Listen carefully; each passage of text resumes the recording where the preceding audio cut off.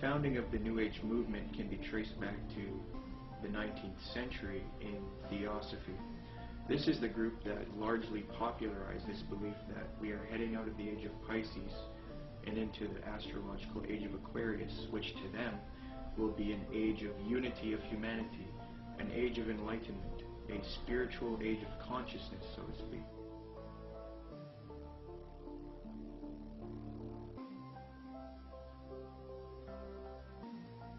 Very clear, yes. There's going to be a one world, political, economic, religion, and this is what all the globalists, the elite, the high-level occultists, the high-level New World Order people, this is what they're wanting. This is what the Bible pretty much clearly predicts as well. And this is obviously what we're moving to. The Freemason and One World Government advocate Zbigniew Brzezinski said the following in his work Between Two Ages, quote, "The technotronic era involves the gradual appearance of a more controlled society. Such a society would be dominated by an elite, unrestrained by traditional values. Soon it will be possible to assert almost continuous surveillance over every citizen and maintain up-to-date complete files containing even the most personal information about the citizen." This admitted New World Order agenda to create a one-world government that rules over humanity is not only political, it is also spiritual and based on what is known as the New Age. This can be verified with irrefutable documentation. Most of the Christians doing this kind of work have been silenced, so I set out across the border to speak to the few researchers that are still left. There are not many researchers left who have not been deceived by the New Age. Speaking with these people helped confirm my position even more. The New World Order exists. The elite are occultists who adhere to New Age doctrines, and they are responsible for this new trend of discrediting Christianity, Jesus Christ, and the Christian New World Order researchers. There is a voluminous amount of data that I have obtained in my research on this subject, but after watching this production, do not believe me. Don't believe a word of what I'm saying. Do your own independent research and verify this for yourself.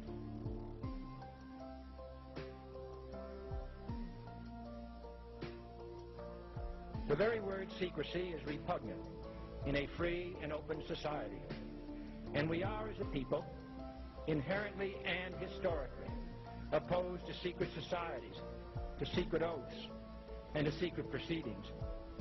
For we are opposed around the world by a monolithic and ruthless conspiracy. Here's the way they look at it. Here's their metaphor. Adam and Eve were held prisoner in the Garden of Eden by an unjust, cruel, and vindictive God.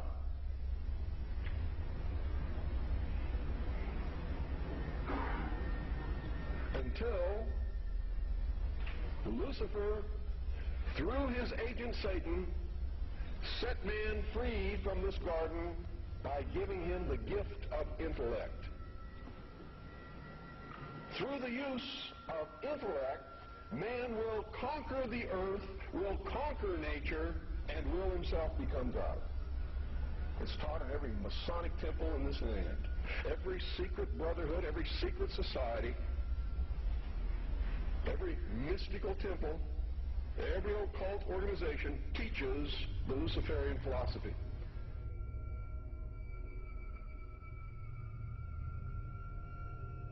To understand the New World Order and the New Age worldview, we must go back into history and examine its origins. But first we must define our terms.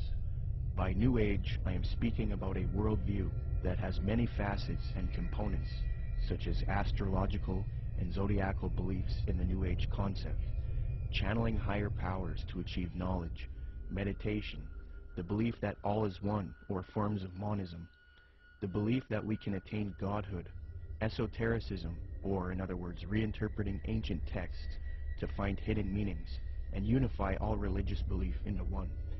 The belief that we need a one-world system for the coming Age of Aquarius.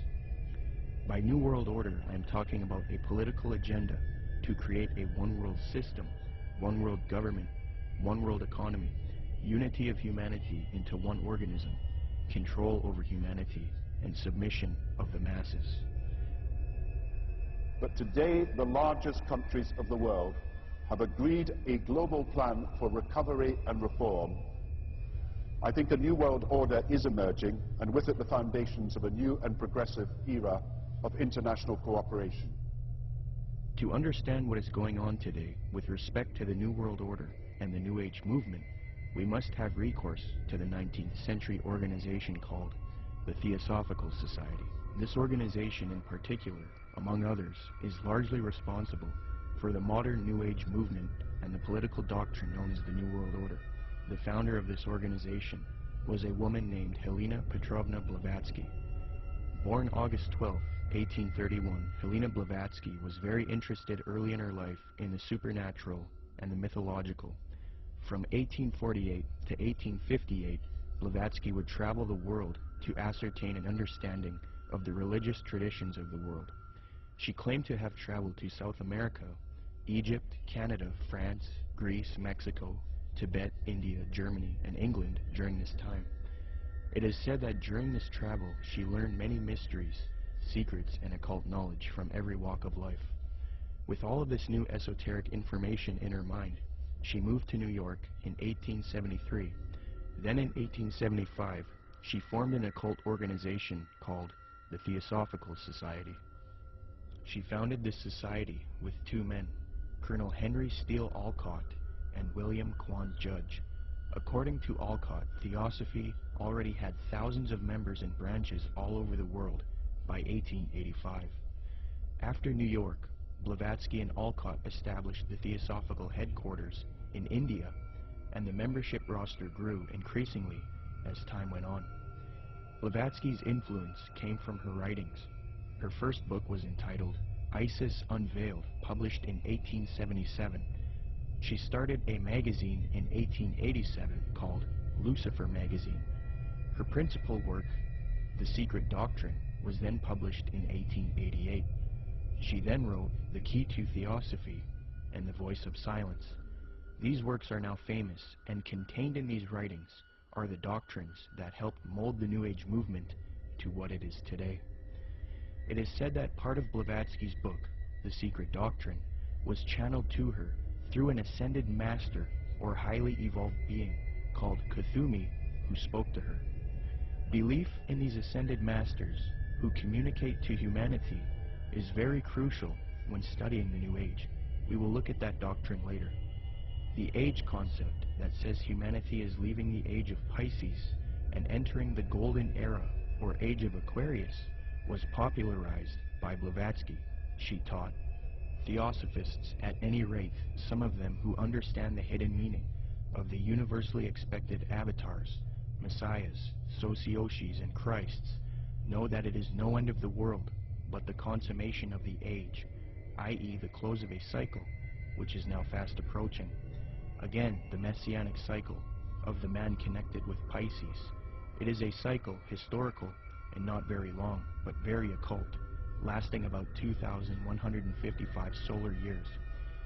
It occurred 2,410 and 255 BC, or when the equinox entered into the sign of Ram, and again into that of Pisces. When it enters in a few years the sign of Aquarius, psychologists will have some extra work to do, and the psychic idiosyncrasies of humanity will enter on a great change. These Theosophists teach that Jesus was simply a representation of the age of Pisces, and that he was an initiate into the mystery schools, or cults of spiritual teachers and masters. They teach people that the new age of Aquarius is going to be that of a utopia, where the world unites into a one-world system, the exiting out of Jesus' age, and the entering into a new world teacher's age. They say each age is accompanied by a great world teacher, be it Buddha, Jesus, etc. So for the advent of the Age of Aquarius, they claim a new world teacher will guide humanity into it. Blavatsky was reluctant to fuse these theosophic beliefs with politics, however. Nonetheless, she still advocated monism and a one-world brotherhood, or uniting, of mankind. In Blavatsky's book, The Key to Theosophy, she lists three main goals of theosophy: universal brotherhood of humanity without distinction of race, color, or creed; to promote the study of the world's religions and to investigate the hidden mysteries of nature.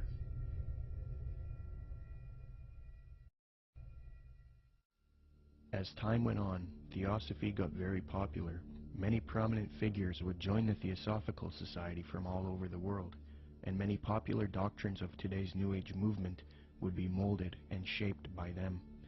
Theosophy is the first major New Age group, and they are largely responsible for many of the modern New Age beliefs, including the belief that Jesus represented the sun god. After studying the occult and the esoteric in depth, I have come to the conclusion that the Zeitgeist movement and the Zeitgeist films are based on Theosophy, Freemasonry, and the New Age. For those who are unfamiliar, in 2007, a man named Peter Joseph released a film called Zeitgeist.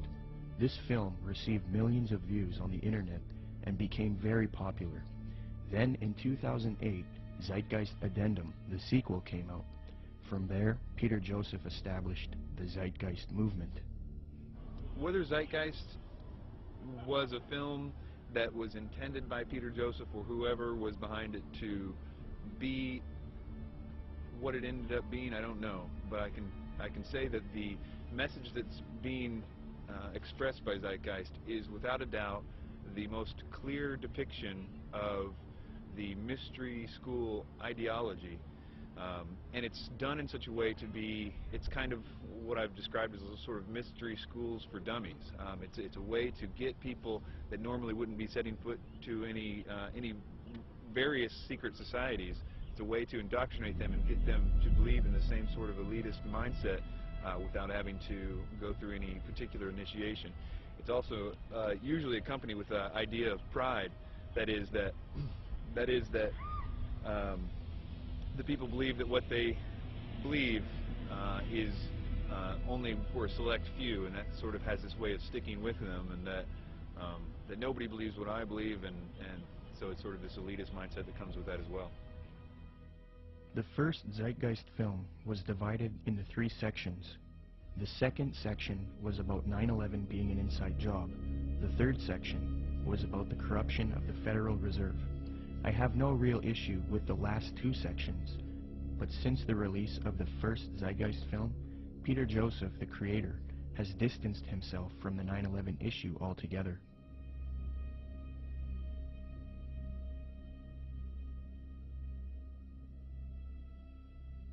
This makes me wonder if the only reason he spoke about 9/11 in the first film was to get the 9/11 Truth movement on board with his agenda. The first section of the film is what I have an issue with.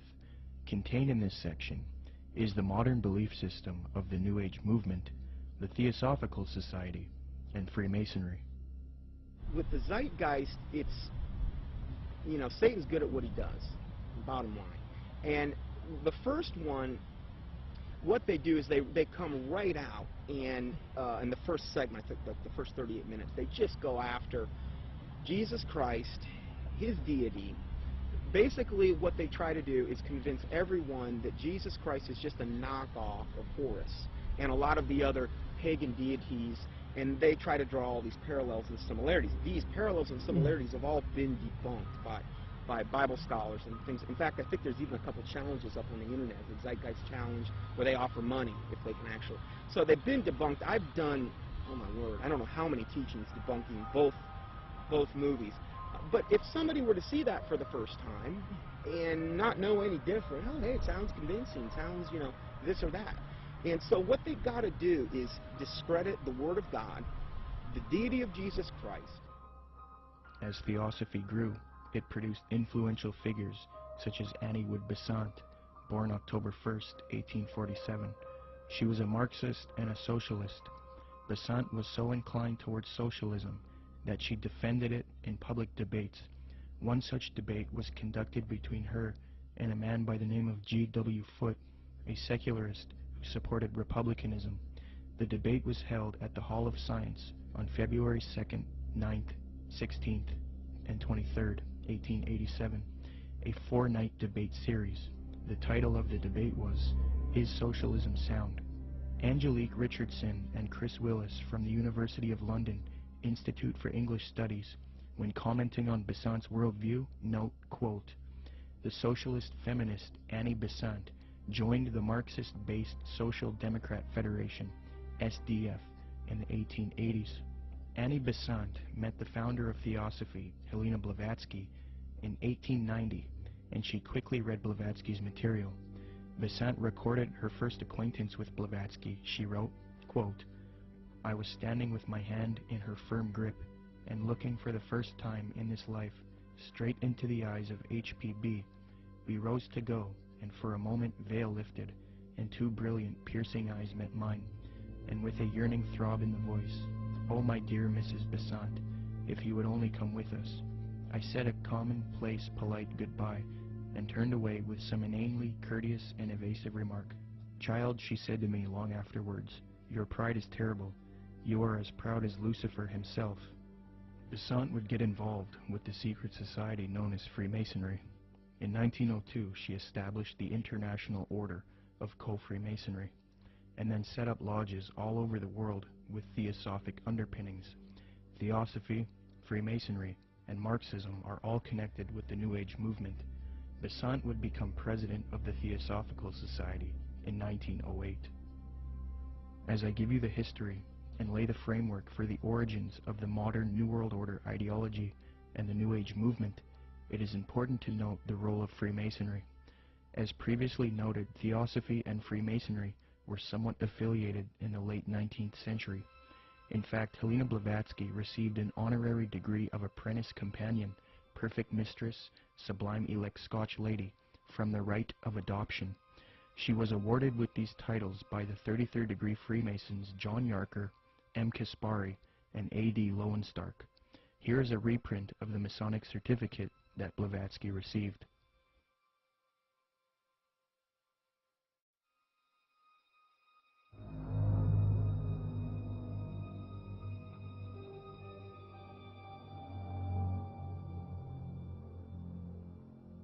There are many different views on the origins of Freemasonry. I will present the one which I feel is the most evidenced and well documented. Modern speculative Freemasonry wasn't officially established until 1717 in London with the founding of the First Grand Lodge. Prior to that, there were Masonic lodges in the late 16th century. You first have operative Masonry involving those who would work with stone and who were part of a stone guild that built cathedrals and buildings in the Middle Ages. Around the 17th century, these operative Masons started accepting people into their craft who were not simply stoneworkers. Soon Masonry was not simply limited to stoneworkers. They then later developed into modern speculative Freemasonry of today, which involves secret handshakes, codes, symbolism, mythology, and legendary. The earliest documentation of the word Freemason is in the calendar of the coroner's rolls of the City of London. This is dated 1378 AD, edited by Reginald Sharp and published in 1913. Commenting on the origins of Freemasonry, Harry Carr remarks, quote, "It developed in Britain out of the building trades and fraternities, whose history goes back some 600 years in England. I do insist, however, that our present-day speculative Freemasonry is directly descended from the operative Masonry, whose beginnings we can trace back to the earliest record of organization among Masons in 1356. As far back as 1917, as modern Masonry was already 200 years old, people were recognizing the connection Freemasonry and Theosophy had. In the 1917 work, Heresies Exposed, W. Host remarks, quote, "Freemasonry viewed doctrinally is Theosophy." With respect to the previously mentioned Zeitgeist films and the Zeitgeist movement, I will demonstrate that after a thorough study into these teachings of Theosophy and Freemasonry, it becomes quite clear that this film and movement, which has captivated so many truth seekers, is nothing more than the externalization of Theosophy, Freemasonry, and the New Age to the public. This is important because if it turns out that Zeitgeist is leading people into Theosophical and Freemasonic ideologies, it means that rather than standing against the New World Order One World Government agenda, like the anti-New World Order movement is supposed to be doing, truth seekers are actually associating themselves with ideologies and organizations that are connected to the New World Order, which I will also demonstrate. I will now qualify this hypothesis since I have laid the foundation for Theosophy and Freemasonry. Theosophists and Freemasons, as part of their esoteric doctrine, taught that Jesus was the sun god, the S-U-N, in the sky, and that he was based on the age of Pisces within the zodiac. The Marxist Theosophist Annie Besant taught her students, quote, "Then the sun retrograded into Pisces at the time of the birth of Jesus Christ, the Pisces influence being shown by cures performed by stepping into pools of water, Christ choosing his first apostles from fishermen," unquote. Similarly, the founder of Theosophy, Helena Blavatsky, taught, quote, "Ichthus, a fish. Some of his early disciples were fishermen. Pisces, a conventional shape for the fish," unquote. The notorious Freemason Manly Palmer Hall taught, quote, "During the age of Pisces, the fish was the symbol of divinity, and the sun god fed the multitude with 2 small fishes." In another context, Blavatsky reinforces Theosophy's belief about Jesus, quote, "For the salvation of the world, this was the sun, shorn of his golden rays, and crowned with blackened ones, symbolizing this loss as the thorns. Jesus and even Apollonius of Tyana were but epitomizers of the history of the sun." These doctrines are very sacred to Theosophists and Freemasons. The first section of the first film, Zeitgeist, externalizes these same Theosophic and Freemasonic beliefs, fringe views that historians and scholars dismiss. Zeitgeist repeats, quote, "Jesus is the Son of God. Now Jesus is the figure who ushers in the age following Aries, the age of Pisces," unquote.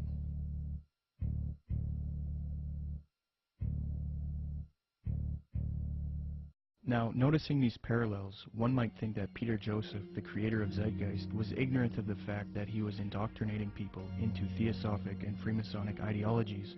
However, Zeitgeist is not only spreading these doctrines of Theosophy and Freemasonry, but Zeitgeist also associates itself with prominent Theosophists, Freemasons, New Agers, and occultists in their own transcript for the film, leaving little debate as to the connection it has to these groups. Zeitgeist listed all of its sources for the film in its online transcript, and among the names of people appealed to are Helena Blavatsky, the founder of Theosophy, the Freemason Albert Churchward, New Ager Acharya S., New Ager occultist and theosophical apologist Jordan Maxwell, the Druid Gerald Massey, Edward Carpenter, the socialist and acquaintance of Theosophist, Freemason, and Marxist Annie Besant, the Freemason Manly P. Hall, and the Druid Godfrey Higgins, who is associated with Helena Blavatsky. The fact that Zeitgeist chooses to associate itself with these prominent Freemasons, Theosophists, New Agers, and occultists shows us why the truth movement should avoid them. It is a well-known fact that these same esoteric organizations have openly stated that they wish to indoctrinate the public with their esoteric religious ideas and externalize their views to humanity, eventually resulting in a new world order for the Age of Aquarius, which they all await with anticipation. Let me qualify this. As Theosophy grew, it produced another prominent woman named Alice Bailey, born June 6, 1880.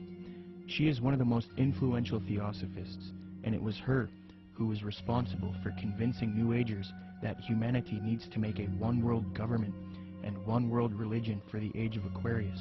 In order to achieve this system, she deemed it necessary to teach humanity the religion of Theosophy and Freemasonry, the same doctrines that Zeitgeist is now spreading. Speaking on the spiritual war between esotericists and people who refuse to accept the New Age, she says, quote, "It will be fought largely with mental weapons and in the world of thought. It will involve also the emotional realm from the standpoint of idealistic fanaticism. This inherent fanaticism will fight against the appearance of the coming world religion and the spread of esotericism. It must not be forgotten that only those souls who are on the probationary path, or the path of discipleship, will form the nucleus of the coming world religion. There is no question, therefore, that the work to be done in familiarizing the general public with the nature of the mysteries is of paramount importance at this time. When the Great One comes with his disciples and initiates, we shall have the restoration of the mysteries and their exoteric presentation as a consequence of the first initiation." Alice Bailey also reveals that Freemasonry is meant to produce advanced occultists and is in accord with the theosophical goals. Quote, "The Masonic movement, when it can be, divorced from politics and social end, from its present paralyzing condition of inertia, will meet the need of those who can and should wield power. It is the custodian of the law, it is the home of the mysteries and the seat of initiation.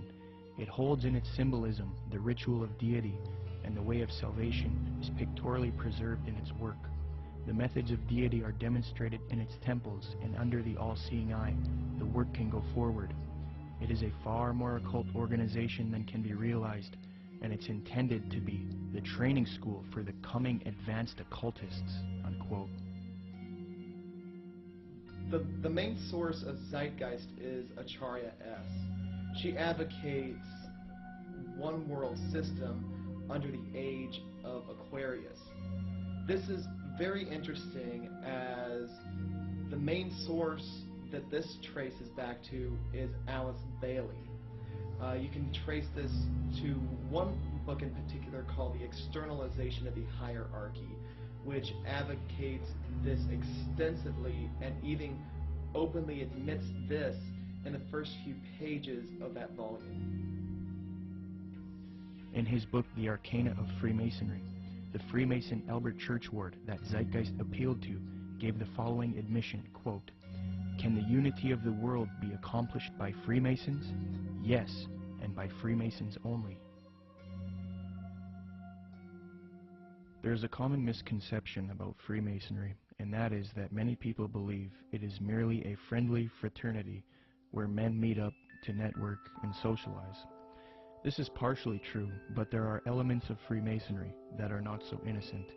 The Freemasonic Society was infiltrated in the late 18th century by an organization called the Order of the Illuminati. There's a lot of fictional, embellished information about the Illuminati, but if you sift through all of the data, there are some very important key facts. All historians will grant that the Illuminati certainly existed in Bavaria, Germany, and that it was founded in 1776 by a man named Adam Weishaupt. This organization was a type of revolutionary organization that sought political and societal reform. The order grew and became very popular. It was then outlawed by the patriotic ruler of Bavaria, Duke Karl Theodor. He issued 3 edicts against the Illuminati, the third being in 1787.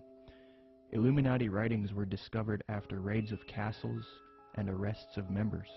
These writings were then translated from Old High German by 2 men contemporary with the Illuminati, Abe Barrel and John Robison.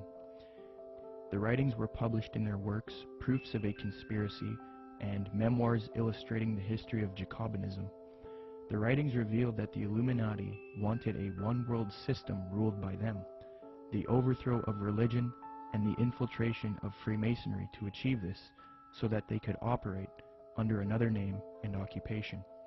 The founder of this order, Adam Weishaupt, stated, quote, "Do you realize sufficiently what it means to rule in a secret society, not only over lesser or more important of the populace, but over the best of men, over men of all ranks, nations, and religions, to rule without external force, to unite them indissolubly, to breathe one spirit and soul into them, men distributed over all parts of the world."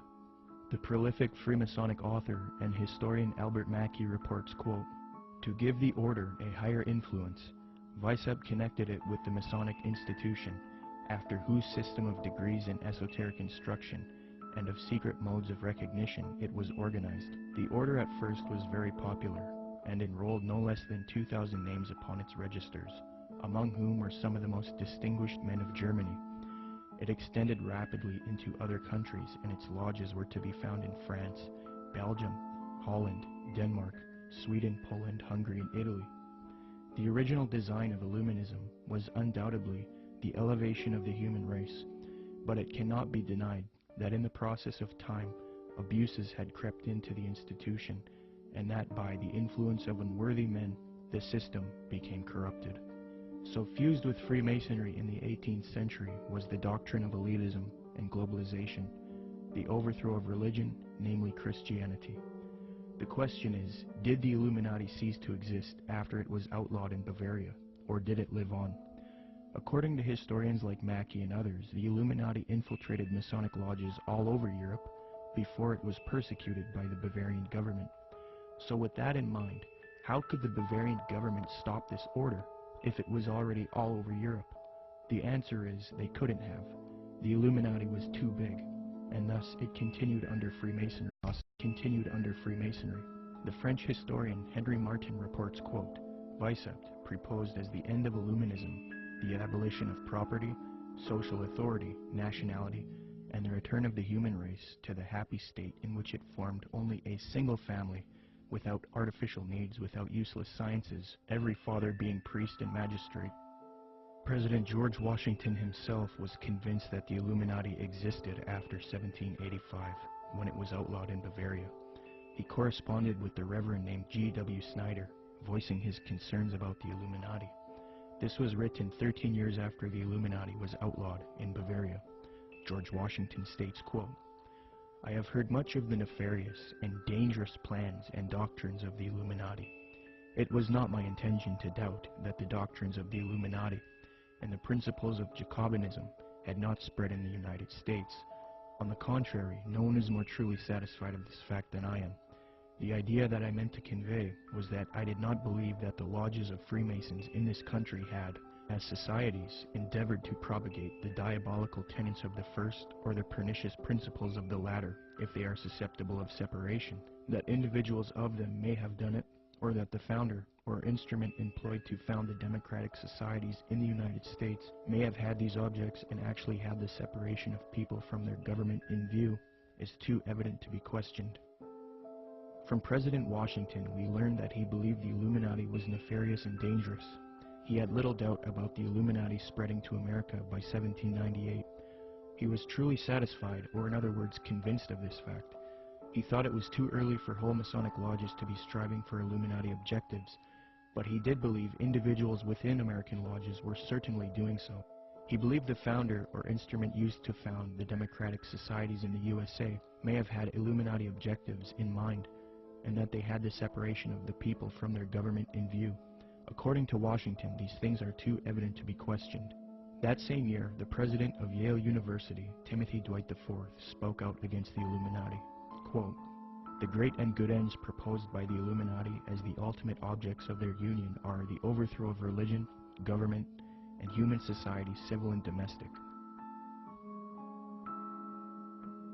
Joseph Willard, the president of Harvard University, said in a speech in New Hampshire, quote, there is sufficient evidence that a number of societies of the Illuminati have been established in this land of gospel light and civil liberty, which were first organized from the Grand Society in France. They are doubtless secretly striving to undermine all our ancient institutions, civil and sacred.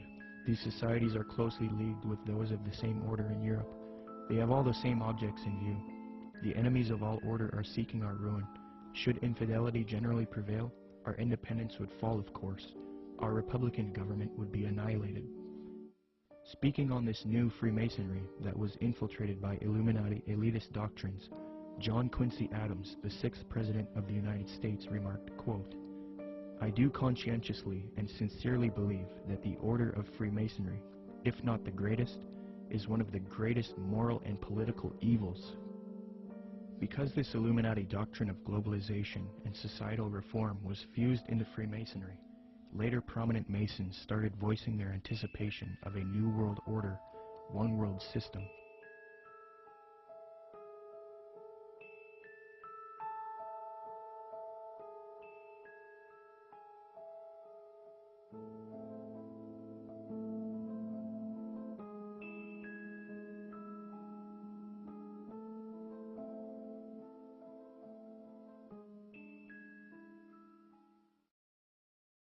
Freemasonry is just one of many ways to get people into the occult. But even more than that, it's able to get them into a really sort of packaged way to produce people that can be used in a more mechanical way in the system. That is, that they can be put into places of power to turn a lot of the gears and things like that. Let me demonstrate that the high levels of Freemasonry and Theosophy are now simultaneously striving for a new world order, one world religion. Their dogma is that for the upcoming Age of Aquarius, humanity needs to unite into a one world government or new world order. The former Supreme Grand Master of the Fraternity of the Rosy Cross, or FRC, Reuben Swinburne Plimer, wrote in his work Ancient Mystic Oriental Freemasonry, quote, "Mystic Masonry is not only the key to the religion taught to all men in all ages from the very beginning of conscious life up to the present, but it holds the keys to these religious and is, in fact, the very repository of religion itself. It has for its object the uniting of mankind into a universal brotherhood." The 19th and 20th century Freemason and Rosicrucian Arthur Edward Waite admitted that secret societies he was involved with control political, scientific, and religious affairs. Waite believed that these societies always existed in every nation and are connected to modern societies, which I believe can be disputed. But nonetheless, he stated the following in his work, The Real History of the Rosicrucians, quote, "Beneath the broad tide of human history, there flow the stealthy undercurrents of the secret societies, which frequently determine in the depths the changes that take place upon the surface. These societies have existed in all ages and among all nations, and tradition has invariably ascribed to them the possession of important knowledge in the religious, scientific, or political order according to the various character of their pretensions," unquote. The official Freemasonic Scottish Rite magazine, entitled The New Age magazine, admits that it is for a New World Order, New World Religion, and New Age, quote, "Great God our King has chosen the great American public schools to pave the way for the new race, the new religion, and the new civilization that is taking place in America. Any mother, father, or guardian who is responsible for the taking away of the freedom of mind, freedom of will, or freedom of spirit is the lowest criminal on earth, because they take away from that child the God-given right to become part of God's great plan in America for the dawn of the new age of the world." 33rd degree Freemason Manly Palmer Hall advocated world government, quote, "The new Atlantis sets forth an ideal government of the earth. It foretells that day when in the midst of men there shall rise up a vast institution composed of the philosophic elect, an order of illumined men band together for the purpose of investigating the laws of life and the mysteries of the universe. The age of boundaries is closing, and we are approaching a nobler era when nations shall be no more, when the lines of race and caste shall be wiped out, when the whole earth shall be under one order, one government, one administrative body," unquote. Alice Bailey, the prominent theosophist, stated, quote, "The new era is coming, the new ideals, the new civilization, the new modes of life, of education, of religious presentation, and of government are slowly precipitating, and nothing can stop them." N. Sri Ram, a prominent theosophist and New World Order advocate, stated, quote, "Let us first consider the restoration of the mysteries. It is well known among members of the co-Masonic movement that its work has been faithfully continued up to the present, and that its number of lodges has steadily increased. I imagine that at such an auspicious time, when the inner and outer worlds will have come much nearer together, some of the great leaders of the hierarchy might take part in the outer work of reconstruction, and will then become the recognized leaders of the new world government," unquote.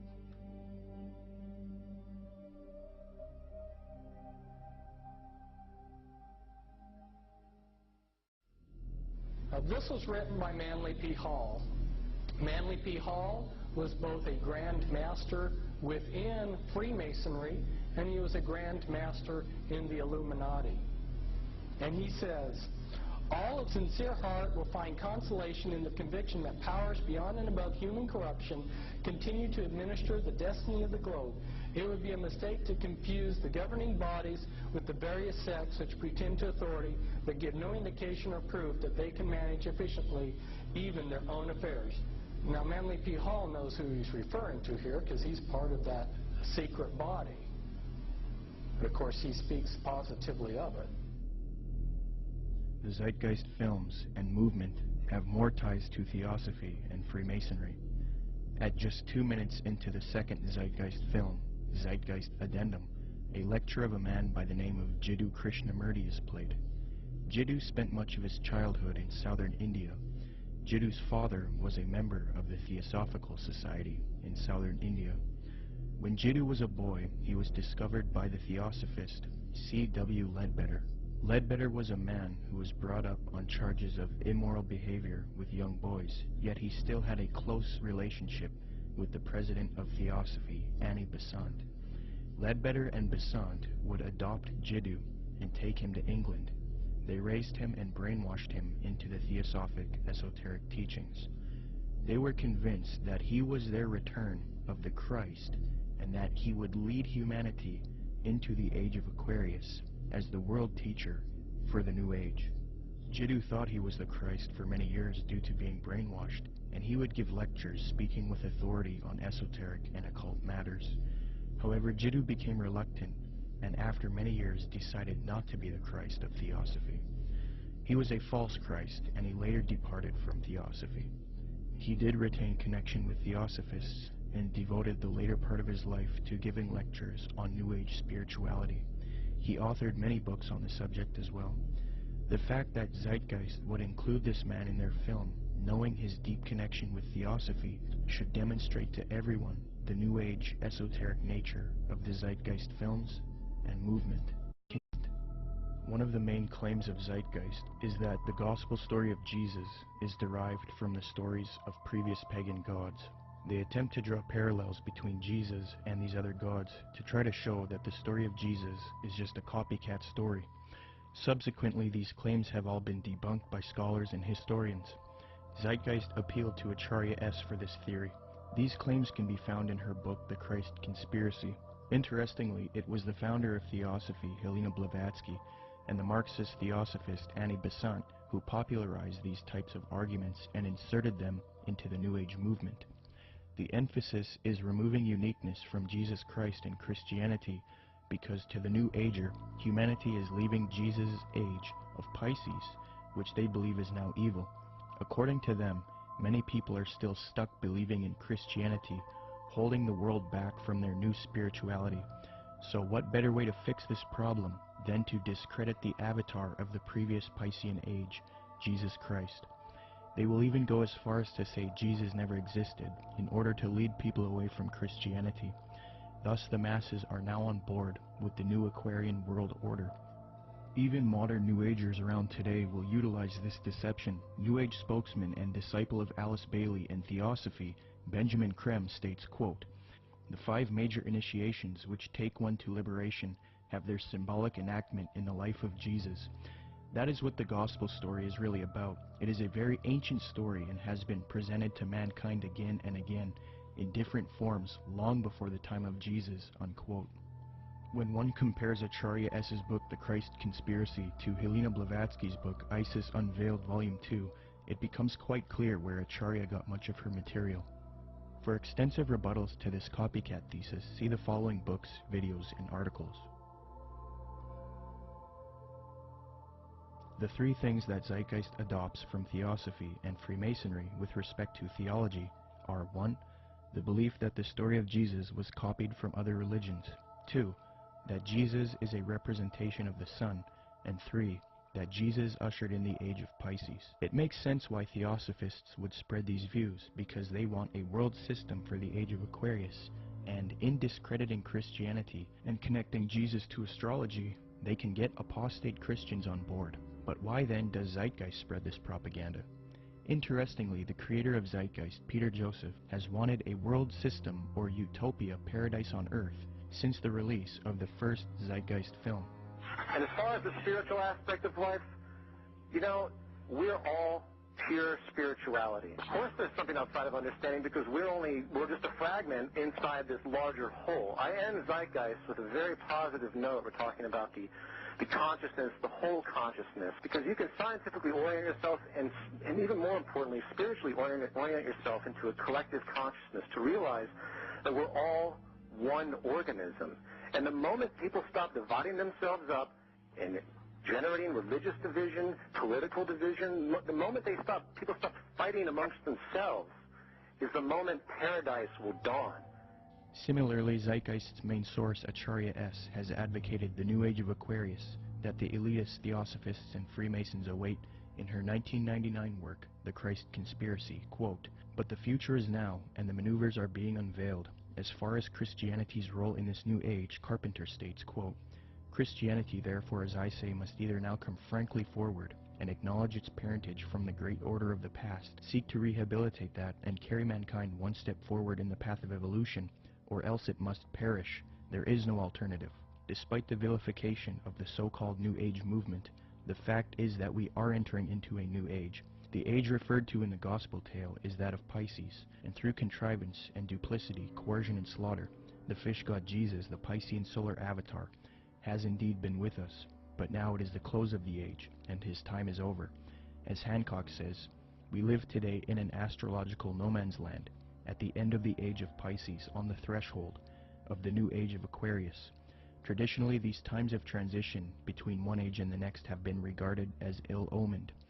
Ill-omened verily, as the ongoing destruction of the earth and the endless warfare over ideology will indeed produce the Armageddon so long awaited and planned by those who cannot live for today but must look towards an afterlife.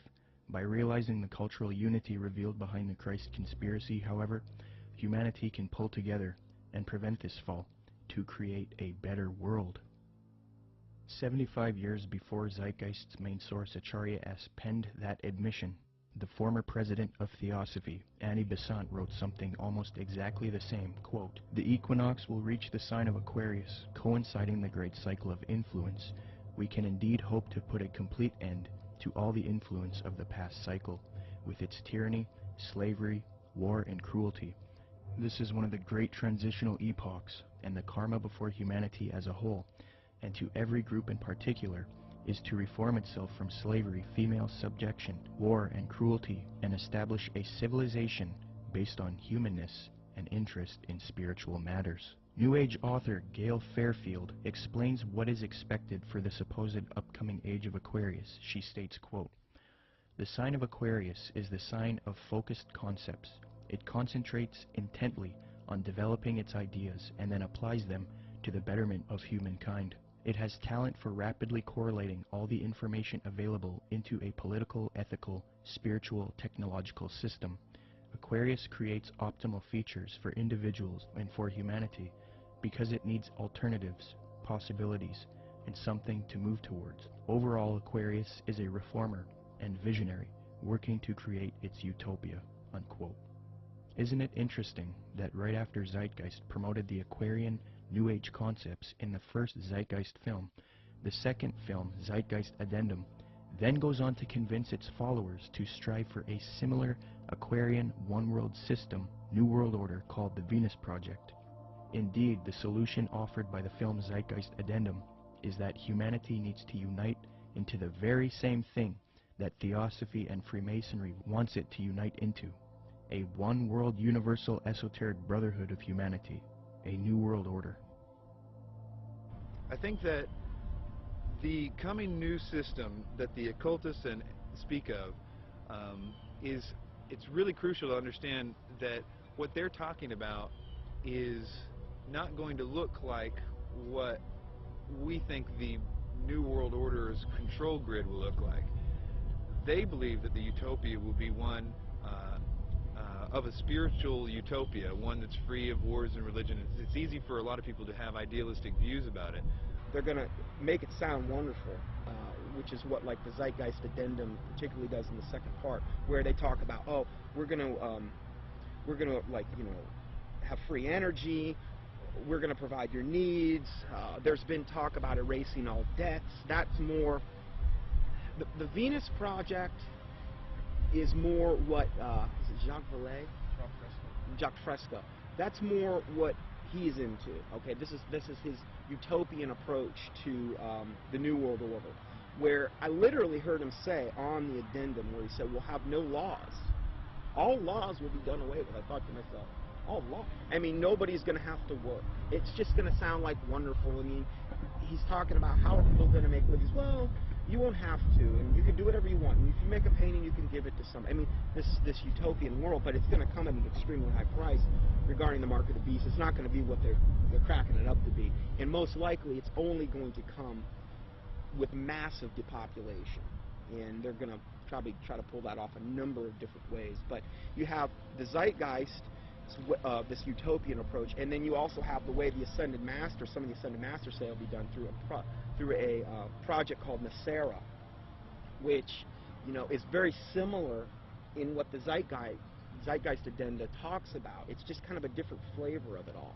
So which one they're actually going to be able to pull off, if the Lord lets them do it, it's kind of up to the Lord. It's hard to say which one they're actually going to be able to pull off, if the Lord lets them do it, it's kind of up to the Lord.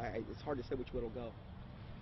The Venus Project looks like Francis Bacon's New Atlantis, this concept that has been with the occult realm for a long time. Whether they call it the New Atlantis or whether they call it some coming utopia or some Platonic version of the New Age, the New World Order, a lot of people, those terms were viewed in a completely different context that I think a lot of us in the truth movement see the New World Order. It's a totally different thing that they're hoping will happen. And I think that we can be in danger if we think that the New World Order is just going to be a police state control grid, which I think it will be, but I think it will be in the context of a lot of supernatural things going on. So it's going to look like the old world order is gone. And in doing so, it's going to be exactly what those like Francis Bacon and all the others have mentioned. This New World Order is going to be proposed to look just like the Venus Project, but I can tell you that won't be the case for very long. It might be right at the beginning, but not as it goes on. According to the New Agers, Theosophists, as well as many elitists and Freemasons, there exists a group of highly evolved men and women called the Masters of Wisdom. These powerful groups claim that Buddha, Krishna, Muhammad, and Jesus were all masters of wisdom, and that a being named Maitreya is the leader of these beings, who in turn is subject to the true leader, Sanat Kumara. New Age Theosophist Dane Rudhar concedes that the leader of the Masters, Sanat Kumara, is in fact Satan, according to the esotericists. Quote, Satan is an anagram for Sanat Kumara, who in the esoteric philosophy of India is the Promethean being who gave mankind the fire of self-conscious and independent individual selfhood, unquote. John Michael Greer in the New Encyclopedia of the Occult notes, quote, Satan has a possible echo in theosophic lore, where the Lord of the world, the spiritual ruler of the earth, and the head of the Great White Lodge is Sanat Kumara, a lord of the flame who descended to earth from Venus in a fiery chariot some 6 million years ago, unquote. Helena Blavatsky taught her students that it is actually Satan who is God, the Messiah, and that Jehovah is the evil one. She stated, quote, It is but natural, even from the dead letter standpoint, to view Satan, the serpent of Genesis, as the real creator and benefactor, the father of spiritual mankind. For it is he who was the harborer of light, bright radiant Lucifer, who opened the eyes of the automation created by Jehovah, as alleged, and he who was the first to whisper, In the day ye eat thereof, ye shall be as Elohim, knowing good and evil, can only be regarded in the light of a savior, an adversary to Jehovah, the personating spirit. He still remains in esoteric truth, the ever-loving messenger, the angel, the seraphim and cherubim, who both knew well and loved still more, and who conferred on us spiritual instead of physical immortality. The Theosophist H. Alexander Fusel seeks to deify Satan, quote, Satan, then, was originally a divine being destined to carry light and life to the netherworlds. He stands for the gift of free will and self-conscious mind to man, a power which at once seduces and uplifts man, for with free will comes the power to go astray.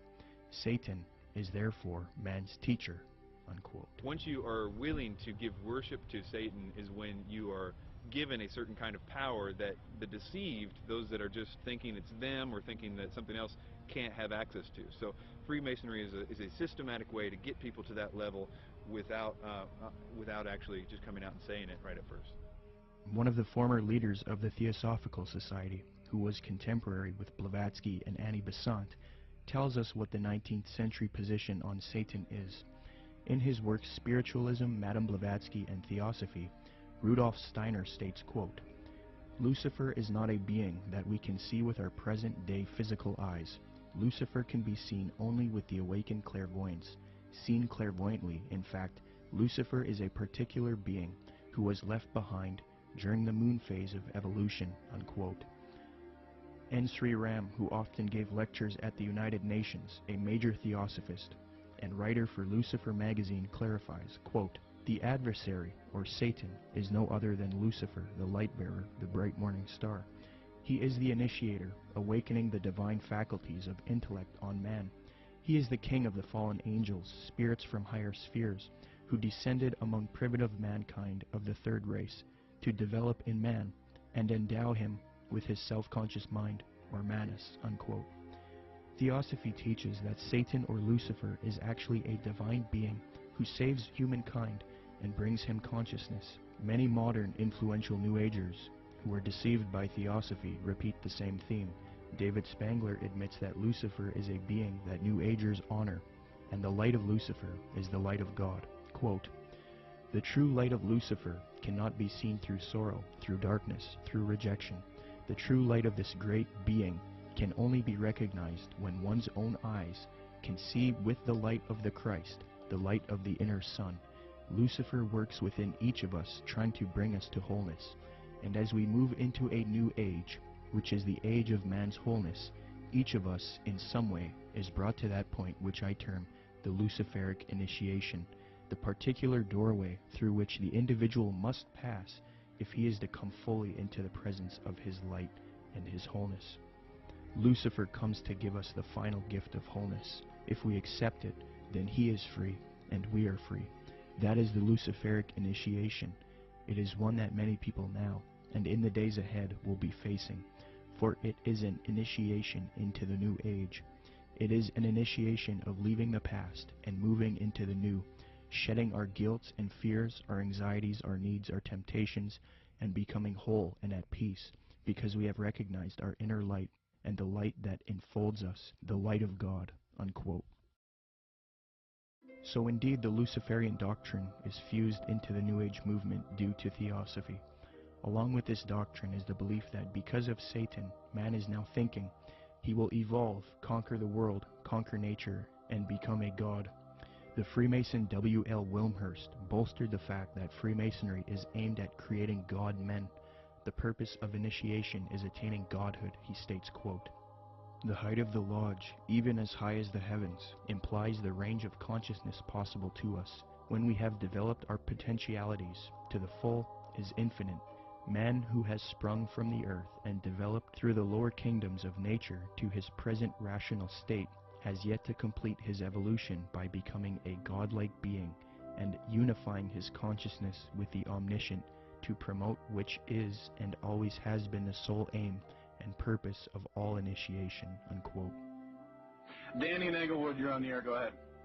Yeah, you're going to take this the wrong way, Peter J., director of Zeitgeist, but what you just said sounds exactly like Satanism.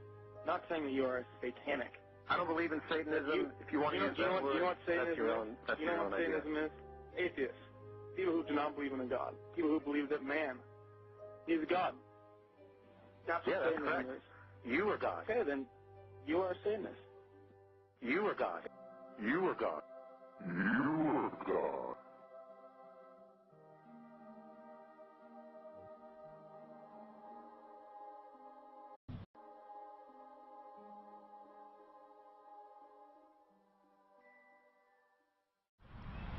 Okay, can you tell us about Benjamin Creme, Maitreya, and the Ascended Masters?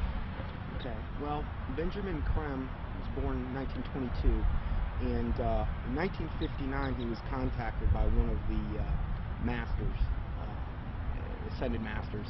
They don't really get real specific who actually contacted him first, but what they did is asked him if he wanted to participate in this coming, where he would actually talk about and be kind of like the John the Baptist for the coming Maitreya, as they called him. And he accepted, and in 1975 he started Share International, which is kind of like the mouthpiece for who they call Lord Maitreya.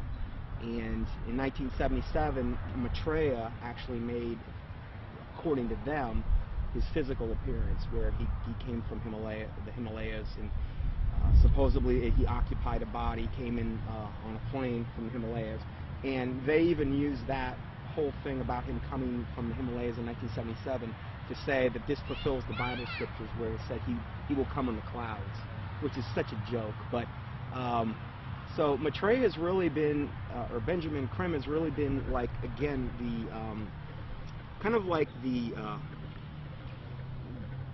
false version of John the Baptist for Maitreya ever since, really. He's went around, lectured.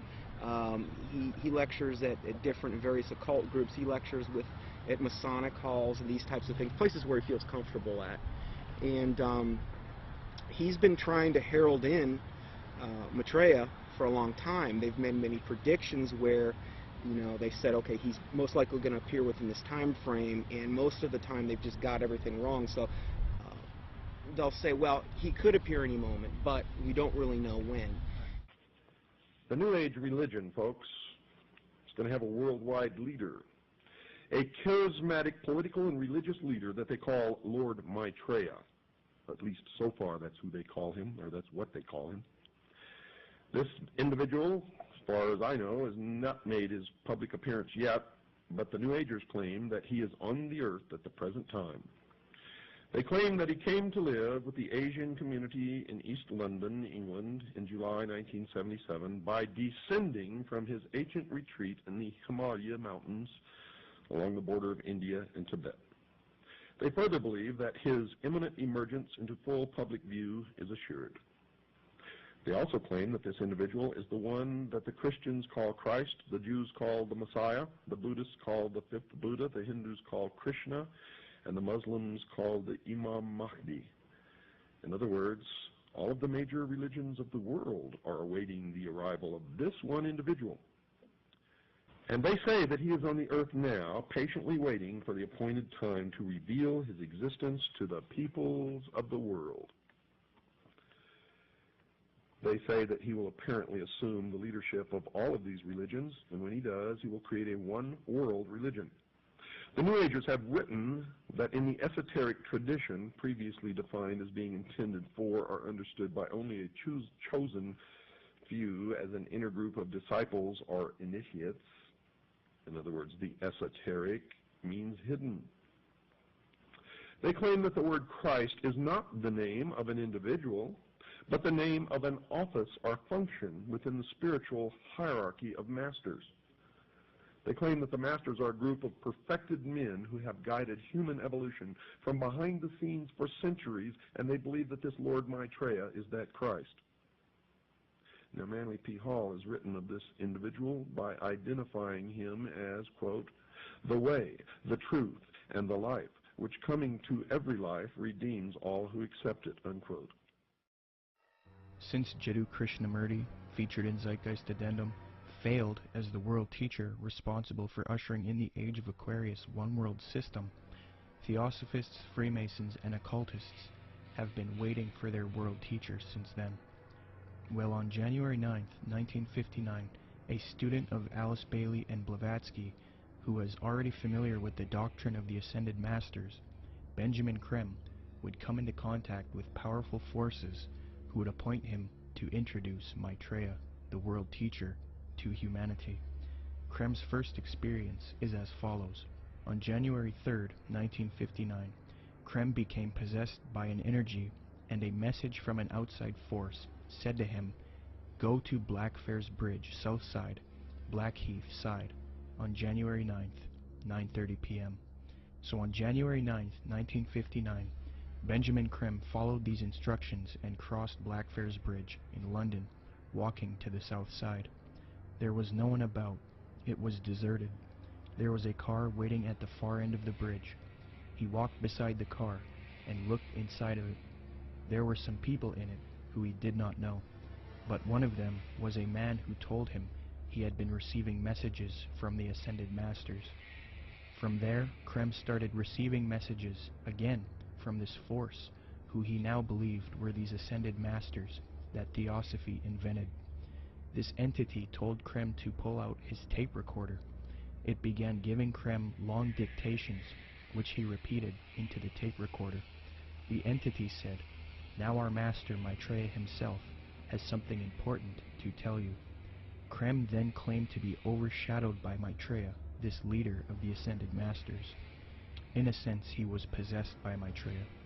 Krem claims that the experience was that of total identification with everything and everybody in the world, a kind of universal experience such as he had never felt. He was filled with a foreign tremendous energy. Krem claimed to have seen a vision of himself in the future, as well as Maitreya, the world teacher, who ushers in the Age of Aquarius, one world system. Later he was instructed that he would help introduce Maitreya to the world. Since then, Krem started an organization called Share International. They have a website as well. It is aimed at promoting Maitreya and the teachings of Theosophy and the New Age. Krem admitted that he was influenced by Helena Blavatsky and Alice Bailey. Quote, "To many today, this awareness includes the recognition of higher states of consciousness attained by those who make up the emerging spiritual kingdom, the masters and initiates of the world. Their existence was first revealed in modern time by H.P. Blavatsky, co-founder of the Theosophical Society, as long ago as 1875. A more detailed communication about the masters and their work was given by Alice A. Bailey between 1919 and 1949.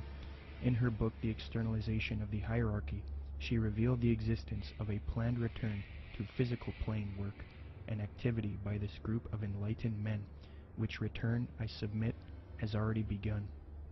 I think that what Blavatsky wrote down, even by her own admission, was not written by an ascended master, and I don't think that ascended masters exist. She was being deceived. Regardless of what we think, we have to at least believe her and the others involved in the high levels of the Theosophic movement, that what they got, the core levels, their secret doctrine, was given to them by off-world entities. The research becomes, who are these off-world entities? And this is the other part of that research. Is what those entities said true or not? I understand that it's very poetic. It's very easy and seductive to believe, because when you read some of her stuff or some of the other stuff that's written directly from demonic entities, it's extremely seductive. We must understand that these beings are thousands of years older than us, and they're very smart. We're no match for them. The smartest of us are no match for the intellect of them, but their desire is to deceive us. So we are outmatched in this regard. So that's why it's seductive when we read it. The most current thing that they're doing right now has been since last December, this supposed star sign, which is really, again, they just try to knock off from the Bible as much as they possibly can. This is like a knockoff of the Star of Bethlehem in the Bible. And in that, they're saying that there's going to be these, what they call star-like luminaries in the sky. 4 of them that are in different quadrants of the earth. They're 5 times the size of a football field, according to them. And people are seeing these things, and they've got a whole, up on shareinternational.org, they've got a whole section devoted to this, where people are sending in pictures, there's stars, and what they are spaceships. That's what they're admitting to at this point. And more people are seeing them, but evidently this is going to be the thing that really heralds in Maitreya, up until they have the day of declaration when he makes his public emergence. And this is supposed to be on the major media? Yes. When he makes his big debut, what they've said is they've already secured an interview with a major U.S. TV network, and then one in Japan, I believe, as well. So during this time, he's going to, the day of declaration, supposedly he's going to basically telepathically communicate with masses and masses of people. They supposedly will hear them in their own language. They'll be able to comprehend him. Supposedly they'll feel this infinite love. And there will be many also supposed miraculous healings taking place around the world at the same time. And most likely, this day of declaration will come on the heels of some or multiple cataclysmic events, most likely the first thing being an economic meltdown, which is what he's predicted way back from the 90s. And what does Maitreya promise? What does he want to achieve? What are his goals? Well, you know, if you look at the word Share International, which is the name of the site, you know, if you read what he says, he wants the world resource sharing of the world. He doesn't want there to be any, supposedly, any inequalities of the world. You know, you look at what he says that he is. He says that he is the Christ that the Christians are expecting, the Messiah the Jews are expecting, the fifth Buddha the Buddhists are expecting, Krishna the Hindus are expecting, and Imam Mahdi that the Muslims. So he's kind of everything rolled up into one. He's like the total package. He's going to give and be able to unite and put all of the various and different religious systems, the major religious systems, all on the same page. And the Bible says that when the Antichrist comes, he's going to come with all lying power, signs, and wonders. And he's going to deceive the whole world by which the miracles that he's going to do. So he's taking credit for every single miracle that's going on right now, whether it's a Marian apparition, which would be to him the ascended Master Mary, because he's got a whole band of masters that he's going to be coming with. And so he's taking credit for everything. Every miracle that you're seeing going on in the world right now, whether it's a Catholic miracle, whether it's some type of energizing of the water, whether it's some bleeding statue, whether it's, you know, some Hindu miracle, crosses of light, they've seen those in different and various churches. He's taking credit for all of that. And I think what we're going to see and what he says we're going to see, in fact, I just read this in their last report, Benjamin Kremet said also with the UFO sightings, he says they're going to increase up until the time when he makes his emergence. And he's going to come on the scene. He's going to be able to explain all of this and try to put everybody on the same page. My personal belief is that the Antichrist, or the world teacher, will seem to actually be Christ, in the sense that he will seem to destroy some old system and some old bad leader. And I think that it will somehow be tied to, I don't know, this is my guess, but it will somehow be tied to some sort of fake or alien invasion or presence of some sort. I don't know if Maitreya fits all those characteristics, but I wouldn't doubt it for 1 minute if he was. My personal opinion is that Krim is somebody who is being talked to by entities and is doing what he's told to be doing. But you have to understand, a lot of times with people that are channeling entities like that, they oftentimes do and say things that don't come true, because the demons themselves don't know when. They're still on a timeline that they can't tell when something's going to happen. So they're always keeping something ready to happen in case when they finally can. So in the case of that, like if you look at the Blossom Goodchild thing and these ideas that were consistently put out by channel entities and things, it never came to pass because they don't have control over the timeline. They just have to always be ready. According to Share International and the Swahili edition of the Kenya Times, Maitreya made an appearance June 11, 1988, to a local congregation in Nairobi, Kenya. The editor of the Swahili edition of the Kenya Times, a veteran journalist named Job Matungi, witnessed the event and took some pictures. A summary of his article as it appeared in his newspaper is as follows, quote, "The tall figure of a barefooted, white-robed and bearded man appeared from nowhere and stood in the middle of the crowd. He was walking slowly towards the new church building, away from the tent. Mary walked with him side by side. I stared at the stranger without blinking, wafted on top of his turbaned head, his feet, and his entire body. In clear Swahili, which had no traces of accent, the strange man announced that the people of Kenya were blessed, especially those who had gathered at the venue that afternoon. We are nearing the time of the reign of heaven, but before that I shall come back and bring a bucket full of blessings for all of you," the man said. A bucket full of blessings is a reference to the astrological symbol for the Age of Aquarius. Aquarius is depicted as a man carrying a pitcher of water in the zodiac. But continuing with the article, quote, "It took the crowd nearly 20 minutes to recover after the man left the meeting in a car belonging to a Mr. Gurnam Singh, who offered to give him a lift. But it will probably take Mr. Singh his lifetime to recover from the shock he got 2 minutes later. On reaching the bus terminus, the man informed Mr. Singh to stop the car. On getting out, he walked a few paces beside the road and simply vanished into thin air." New Age expert and attorney Constance Cumby, author of The Hidden Dangers of the Rainbow, had stumbled onto this Maitreya figure in her research in the 80s. Her book, published in 1983, was the first book to give a full expose on Maitreya and Benjamin Creme. On page 21, she notes a Denver Post interview conducted by Jack Kissling speaking to Benjamin Creme, quote, "Won't the advent of a single world religion annoy the hierarchies of all the current Orthodox religions?" I asked. "More than that," he said with a smile. "They will be shocked.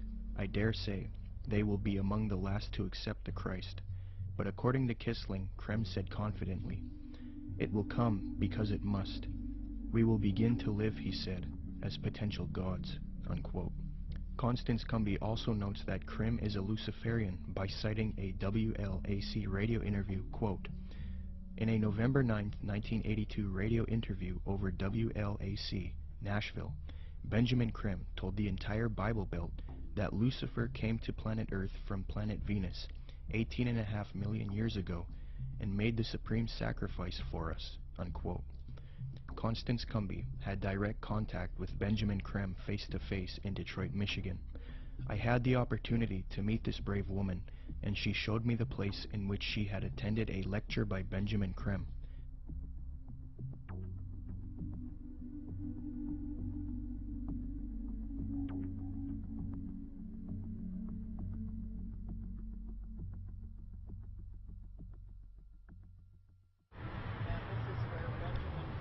Spoke to a packed crowd November 4th, 1981, and Bread for the World was out there, had tables, Oxfam, every group you could think of was sitting out there. They were passing out brochures. The brochure is reproduced in both of my books. Benjamin Creme came in. He gave some kind of a hand signal that looked something like that, and I thought at first he was waving to somebody, but the crowd appeared to flip into a trance. And then he started speaking, and he was rotating his head. I can't even come close to, it was as close to a 180-degree spin of a head as I've ever seen. How his head didn't snap off, I'll never know. And then he started talking and laying out what they were doing, and the crowd was thoroughly under several degrees of hypnosis. I knew many people in that crowd from political circles and social circles in Detroit for many years, and I talked to some of them, and the common denominator was they had all been through one kind of mind control course or another, one type of New Age class or another. I talked to a fellow behind me, Al Banks, and I said, he was a film producer doing much of what you're doing now. And I said, "Al, I know what I'm doing here tonight. What are you doing here?" And he said, "Because, Connie," he said, "I'm taking a course in miracles at Unity." He said, "I've joined Unity. We're all required to take a spiritual growth class. I've taken a course in miracles. It was a class requirement that we be here tonight." And then he said, "You know, Connie, I would have thought a progressive person like you would have joined Unity a long time ago." Well, then I started explaining to him exactly why I haven't, and he snapped, the glaze snapped off his eyes for a little bit. He thanked me for telling him, and then Creme came in and started doing his thing. And at the end of the evening, they had been promised an appearance by Maitreya, the Christ, channeled through Benjamin Creme himself, that Maitreya would speak through Benjamin Creme. And Benjamin Creme asked everybody to join in the recitation of the Great Invocation. I told the woman standing next to me, "I will not say the Great Invocation with you. I will say my own prayer." And she was a nice little prim, proper-looking black lady. Could have been active in any black Baptist church in Detroit from her appearance. And she said, "No, that's all right, honey. We all have our own paths to God." And I said, "The reason I will not say the Great Invocation with you, the scriptures clearly said that the Antichrist would come denying that Jesus was the Christ." I said, "Benjamin Creme has denied it all evening and said Jesus was not the Christ and this Maitreya was." And the woman said what Benjamin Creme had said. She said, "There's been many Christs."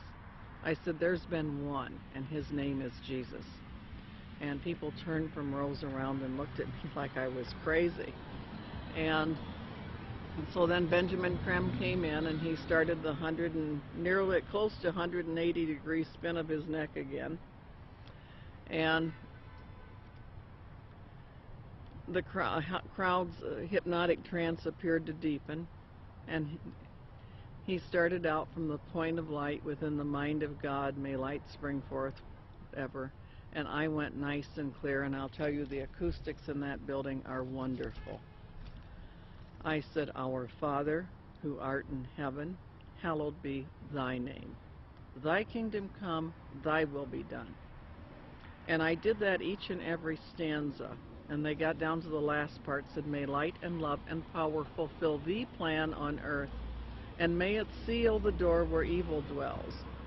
And I said nice and loud and clear, I said, May Jesus Christ return to earth and end the evil present in this room tonight. Well, the funniest thing happened, or may I say it did not happen. Benjamin Krem stood there. He waited, and he waited. He clearly was watching for something to come over him. And it didn't happen. And he finally said to the crowd, he said, That will be all. You are dismissed. And, of course, everybody was extremely disappointed. And we went to the door, and I went walking out. I had brought some co-spies with me. They were kind of chickening out at that point and waiting for me. They were afraid of being ripped limb to limb. And I stood down there, and a number of those people knew me, and they were just furious with me. And I stood there calm, cool, and collected, and I said, well, I said, if you're Maitreya the Christ, Betreya the Christ, or whatever his name's supposed to be, or everything he's cracked up to be, one lousy Christian in there saying the Lord's Prayer shouldn't have stopped him. And Benjamin Krem has never come back to Detroit, although that was probably the most successful night financially and crowd-wise that he'd had in the United States. The following is a video taken in Iraq at a Shia Muslim festival. Share International and Benjamin Krem have put out that this is indeed an appearance of Maitreya, the supposed world teacher for the Age of Aquarius, one world government. Commenting on this video, Share International reports, quote, Imam Mahdi, unexpected appearance, proclaims the title of a video posted on YouTube. A miraculous figure of glowing brilliant white light appeared on a video filmed in Karbala, Iraq, on the night of Ashura, 6 January 2008. This Shia Muslim ceremony commemorates the martyrdom of the grandson of the Prophet, Hussein, whose tomb is in Karbala. Benjamin Krem's master confirms that the light figure is Maitreya, Imam Mahdi to the Muslims, and that his dance-like movements with a sword remind us of his coming with the sword of cleavage. Could this be real, or is it a hoax? Is Maitreya real, or is he a hoax? Whatever the case may be, it turns out that it is not only New Agers and occultists who believe in this Maitreya, but politicians, presidents, and elitists also follow Maitreya. Wayne Peterson, a retired American diplomat and admitted supporter of Maitreya with connections to the Pentagon and the United Nations, stated the following about Mikhail Gorbachev and the White House in a Vision magazine interview, June 20th, 2000. Reporter Kendall Klug asks, I believe Mikhail Gorbachev has publicly stated his belief of the existence of Maitreya. Do you know if this is true? Wayne Peterson answers, I have one little story I could tell you about Gorbachev. A friend of mine who has worked with the World Bank went to the Heads of State conference in Europe and gave a speech where he borrowed many of Maitreya's ideas for economic reform out of a book by Benjamin Krem that I had given him. He told me that he had read the book on his flight to Europe and realized that his keynote address to these world officials, especially presidents and prime ministers, it was a very high-level meeting, was going to be very boring, with many having heard similar sentiments over and over. So he thought he would throw in some of Maitreya's ideas into the speech. The country he was in had a reigning monarch who invited him to lunch the next day. When he showed up for lunch, there were 16 to 20 people there, including Mr. Gorbachev. The monarch of this country said to my friend, I suppose you're wondering why we invited you here today. Well, we are all curious about where you got those ideas for your speech, which you presented yesterday.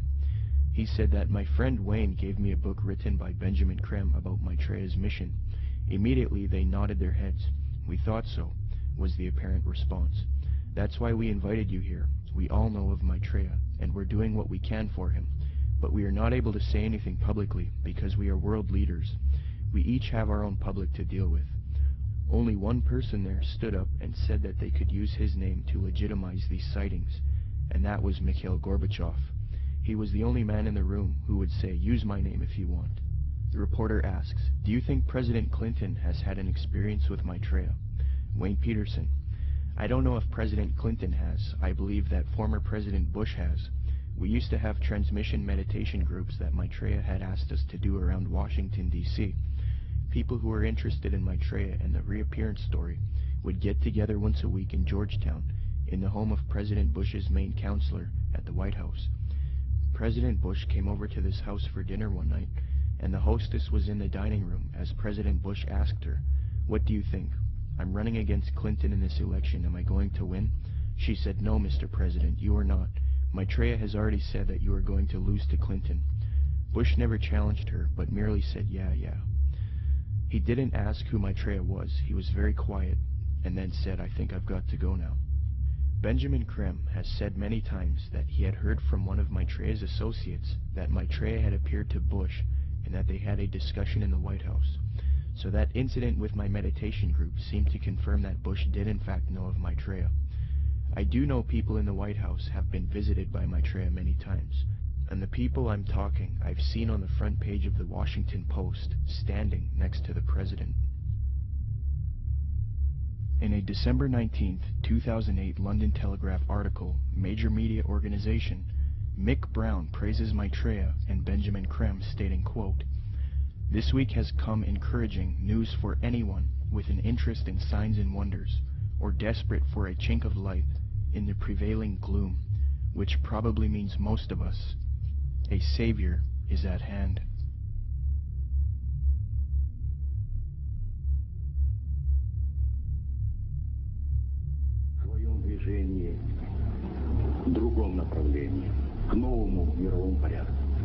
I think even that does not describe why the world has changed so much and why the world has turned so much toward a new world order and a new kind of civilization.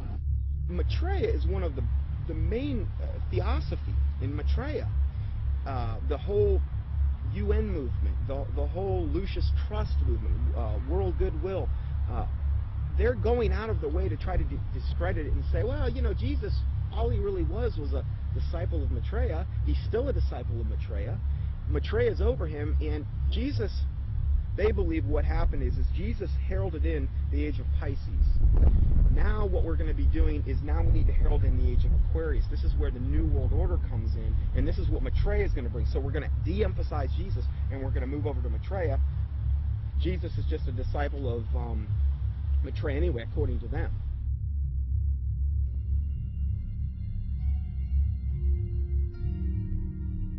In 1919, the theosophist Alice Bailey was supposedly contacted by one of these ascended masters known as the Tibetan Dijwal Kul. From 1919 to 1949, Bailey would write 24 books, and according to her, she would do automatic writing, a new age way of channeling and letting the force write for you. Bailey would create Lucifer Publishing, which would distribute the works of Helena Blavatsky and the Theosophical Society. She would later change the name to Lucius Trust because Lucifer Publishing was too controversial. Lucius Trust evolved into a large New Age organization, and it is still active today. Lucius Trust is also directly associated with the United Nations. According to the United Nations International Geneva Yearbook 2009, quote, "The Lucius Trust is recognized by the United Nations as a non-governmental organization and is represented at regular briefing sessions at UN headquarters. The Lucius Trust is on the roster of the United Nations Economic and Social Council." Thus, Theosophy and the New Age are now fused into the United Nations, which gives a medium for the New Age agenda to unfold. The aim of corrupt organizations like Lucius Trust and the UN is to create a one-world government, New World Order, which is in accord with the supposed Age of Aquarius. Many high-level elitists have voiced their approval for such a system. Donald Keyes is a high-level New Age leader. Humanity, says Keyes, is, quote, on the verge of something entirely new, a further evolutionary step unlike any other, the emergence of the first global civilization. David Rockefeller, the owner of the Chase Manhattan Bank, called for a New World Order openly in his book Memoirs, quote, for more than a century, ideological extremists at either end of the political spectrum have seized upon well-publicized incidents, such as my encounter with Castro, to attack the Rockefeller family for their inordinate influence they claim we wield over American political and economic institutions. Some even believe we are part of a secret cabal working against the best interests of the United States, characterizing my family and me as internationalists, and of conspiring with others around the world to build a more integrated global political and economic structure. One world, if you will. If that's the charge, I stand guilty, and I am proud of it, unquote. American foreign policy analyst and former Deputy Secretary of State Strobe Talbot advocated globalization and world government in Time magazine, July 20th, 1992 edition. He remarks, quote, here is one optimist's reason for believing unity will prevail over disunity, integration over disintegration. In fact, I'll bet within the next 100 years, I'm giving the world time for setbacks and myself to be out of the betting game, just in case I lose this one. Nationhood as we know it will be obsolete. All states will recognize a single global authority, a phrase briefly fashionable in the mid-20th century.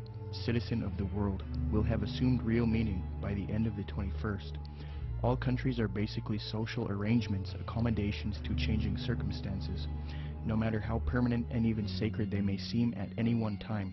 In fact, they are all artificial and temporary, unquote. Mikhail Gorbachev, previously noted, stated, quote, the threat of environmental crisis will be the international disaster key that will unlock the New World Order, unquote. Gorbachev also remarked, quote, we are moving toward a new world order, the world of communism. We shall never turn off that road, unquote. New Ager and student of Alice Bailey, Robert Mueller, former Secretary General of the United Nations, gave this frightening admission, quote, we must move as quickly as possible to a one-world government, a one-world religion, under a one-world leader, unquote. The esoteric zeitgeist movement promotes a world system, resource-based economy with absolutely no money, a technotronic society where machines play a big role. The zeitgeist movement seeks to grow out of capitalism, free markets, profit motive, and scarcity, which they believe are responsible for aberrant behavior. Many people have concluded that the zeitgeist utopian system is socialistic and communistic. For example, after watching Zeitgeist Addendum, author and political lecturer G. Edward Griffin was convinced that Zeitgeist is advocating a Marxist socialist world system.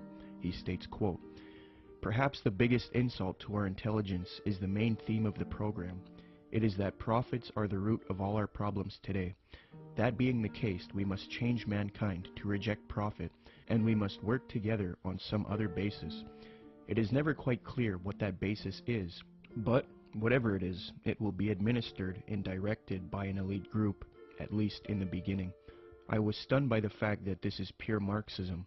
Marx theorized that people had to be re-educated in labor camps if necessary, to cleanse their minds of the profit motive.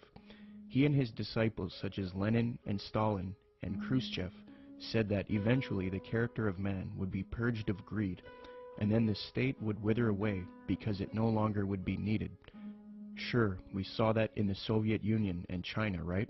Yet this Marxist nonsense is exactly what is offered in this video program. It is communism without using the name. The enemy of mankind is not profit. It is a political system of big government.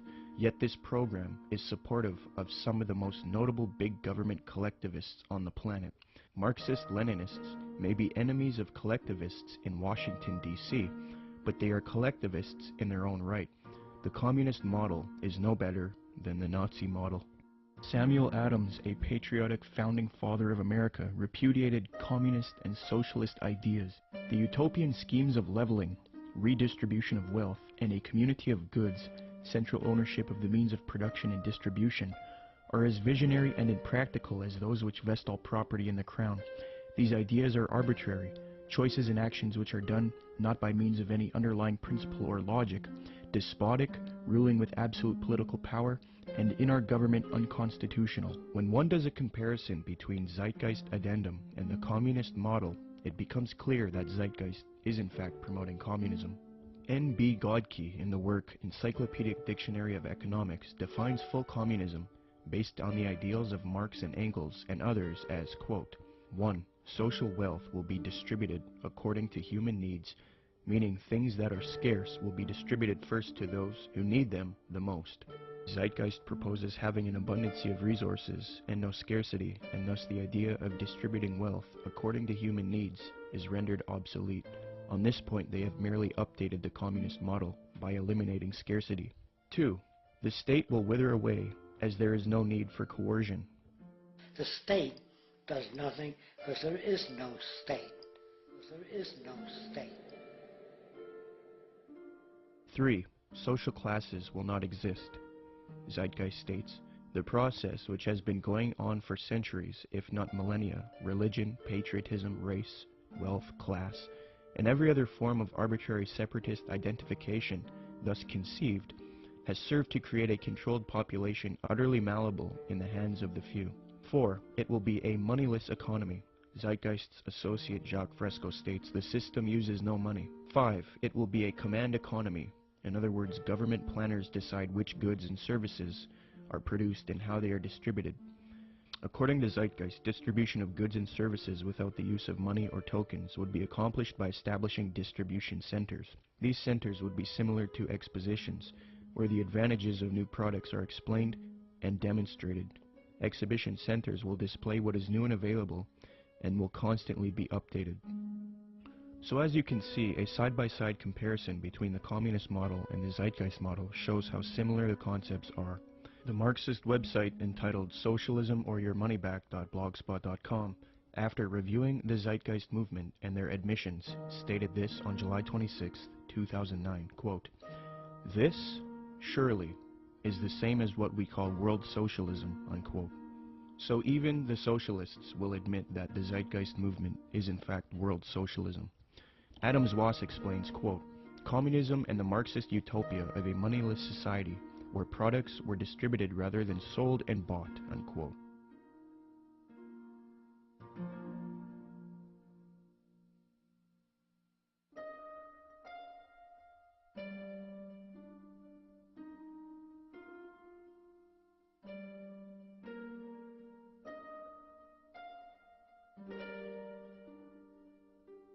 Zeitgeist's main source, Acharya S., promoted the founder of communism, Karl Marx, on her website.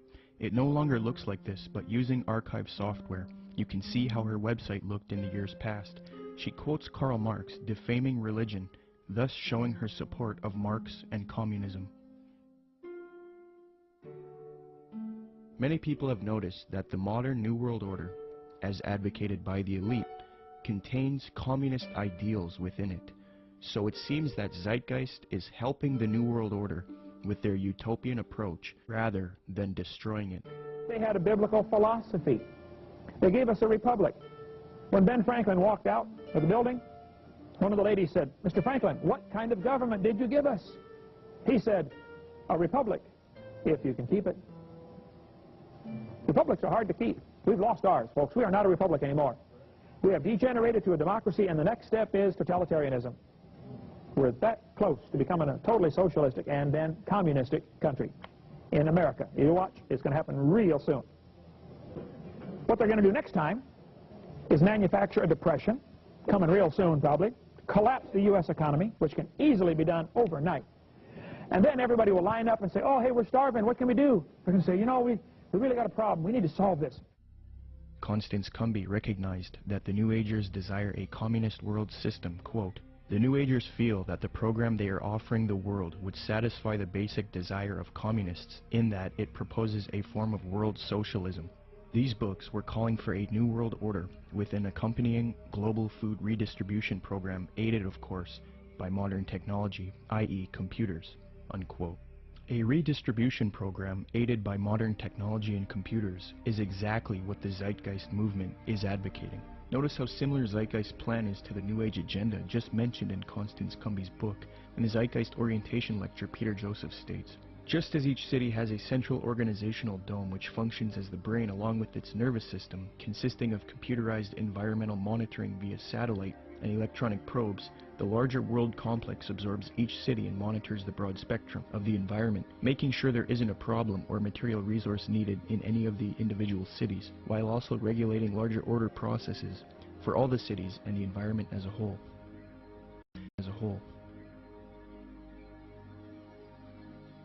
Theosophist Alice Bailey concurs, quote, "The true communist platform is sound." Thus, it is not surprising why Zeitgeist advocates a similar system, as the connection they have to Theosophy and the New Age has already been established. Zeitgeist is merely the fulfillment of the New Age agenda, yet they are not telling you that. So the Theosophists and New World Order advocates would love nothing more than for people to join the Zeitgeist movement. In fact, at 47 minutes and 25 seconds into the Zeitgeist orientation lecture, Peter Joseph cites a quotation of Karl Pearson. What is interesting is that the man that Joseph admiringly appeals to support his worldview, Karl Pearson, was a notorious eugenicist and social Darwinist who advocated war against certain races. He was a socialist and contemporary of Karl Marx. In fact, Theodore M. Porter, in his work Karl Pearson, The Scientific Life in the Statistical Age, states, quote, "Pearson's appreciation of Marx was real, especially in early 1881. In his first essay on socialism, he called Marx, quote, one of the most extraordinary characters which this century has produced," unquote. New World Order research involving lectures, radio addresses, and writing used to be conducted by people such as William Cooper, Fritz Springmeier, John Todd, Randall N. Baer, and Kent Hovind. The unifying factor in all of these people was that they were all Christians. They would expose the New World Order and its New Age Luciferian communist aims. They would promote belief in Jesus Christ and the Word of God, and tell people to resist the mystery religions of Theosophy and Freemasonry while exposing them. However, all of these men have either been murdered or framed and jailed, silenced. William Cooper was shot dead in 2001 as he was ambushed. Fritz Springmeier was framed, discredited, and jailed. Randall N. Baer had his car ran off of a mountain pass. John Todd was framed, discredited, jailed, and then murdered. Kent Hovind was singled out for tax evasion and then jailed. Okay, so Fritz Springmeier, you knew him, right? Yes. Okay, you got some letters from him, is that? Yes, when Fritz, when they put Fritz in prison, and there's been, it was pretty much a trumped up charge of, I think marijuana or something, talk of robbing a bank, this type of stuff. He got put in prison, and I started corresponding with him at that point because I had read several of his books and actually talked to him personally on several occasions. And all we could do at that point is correspond. Right. So I've got several handwritten letters from him, and the last time I had heard from him was several years back, and he had been in it wasn't his fault, and I think it might have been arranged where he was in a fight. He didn't fight back. Yeah. The guy came and he told me that he was just using his head like a soccer ball, essentially. Really? Oh, it was sad. It was sad. And Fritz, he never complained in these letters. Yeah. He never, it wasn't like he was like, oh, woe is me, I'm in prison and this or that. He always had a great attitude. He was trying to help other people in there. Yeah. I believe he had a ministry going. Amen. And, I can't say enough good about Fritz Springmeier. Now that the Christian New World Order researchers have been silenced, the truth movement has been infiltrated by people who purport to be against the New World Order, yet they advocate the New Age religion, a new utopia, and they all speak against Christianity and the Bible. The people who took over the truth movement and who are allowed to live and teach the public, such as Jordan Maxwell, Michael Tessarion, Peter Joseph, David Icke, and others, all of these people have one unifying factor. They are all strictly against Christianity, and they are all heavily associated with the New Age, Theosophy, and Freemasonry. I think Jordan Maxwell is somebody who is just deceived. It's my personal opinion, and I could be wrong about this, that Jordan Maxwell is not a paid disinformation agent, or he's not somebody that is a high-level Satanist. I think that Jordan Maxwell is like many of us in the truth movement. We have been deceived by a lot of very clever disinformation. In his case, Blavatsky and the secret doctrine and that whole concept that really got him on a roll. Jordan Maxwell is a person who believes that the entities that he's involved with, that he had experiences with in the desert, etc., were Pleiadians. And I think that he thinks that they chose him to teach the world certain things. So in that context, it's very hard for him, or really anybody, to break free of that paradigm, because in that paradigm he gets to be this super special individual, and we all are vulnerable to that. If we have supernatural experiences where entities tell you that you are the chosen one and that you're going to do something, it's very hard not to believe them, because that's what you want. And so it's very hard, and of course, in doing so, in thinking, okay, these guys, these Pleiadians are on my side, when in actuality they're demons, they would coax him to do certain things, like he mentioned later, to go into these seances or whatever. In doing that, they can have more control over him, because they're demons and they have a system to get more control over a person. And if they do that, then he can start to be used more thoroughly by them, and he can do exactly what he promised them that he would do, to be a channel for them. And that's what his life has been about, being used, despite his probably very good intentions. He has been a tool of the New World Order. And so my view is that Jordan Maxwell's ends up promoting the New World Order. In that particular session, he goes on to say that the New World Order, that a bad time is coming, but that time must come in order for it to be destroyed, to bring the birth of the New World Order. Out of chaos comes order. So he was saying that the old system must be destroyed to come the new system. And that is exactly what the double-headed phoenix rising out of the ashes is all about. The old system of the New World Order is what we see building up all around us.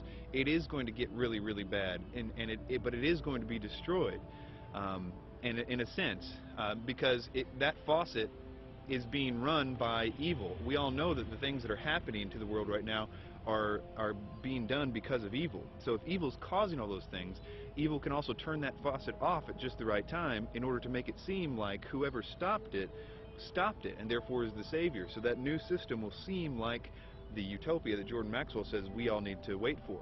It's interesting that he says that at that time that's when the aliens, our gods, are coming back to stop it.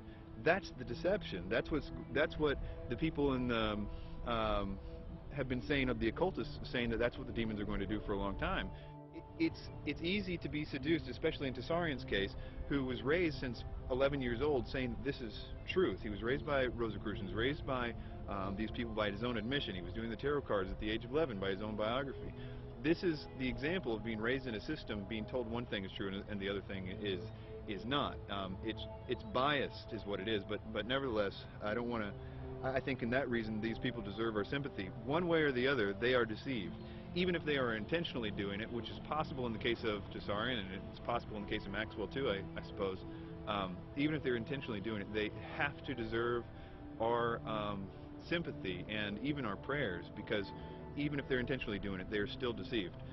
But to wrap that up, Blavatsky and everything that came out of that was what 1 Timothy calls the doctrines of demons, and in the last days people will believe. The New Age and all of that was birthed by Blavatsky, and the New Age ideas will be used to bring in this new world order.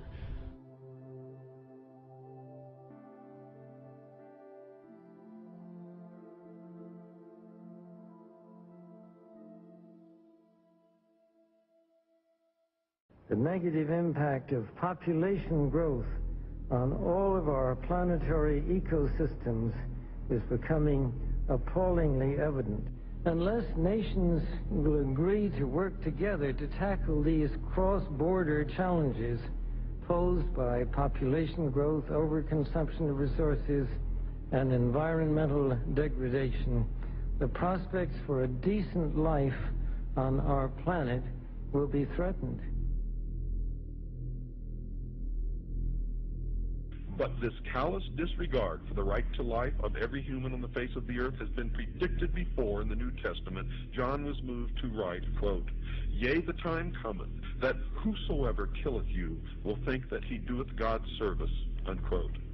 The New World Order, ladies and gentlemen, will sail in on a sea of blood.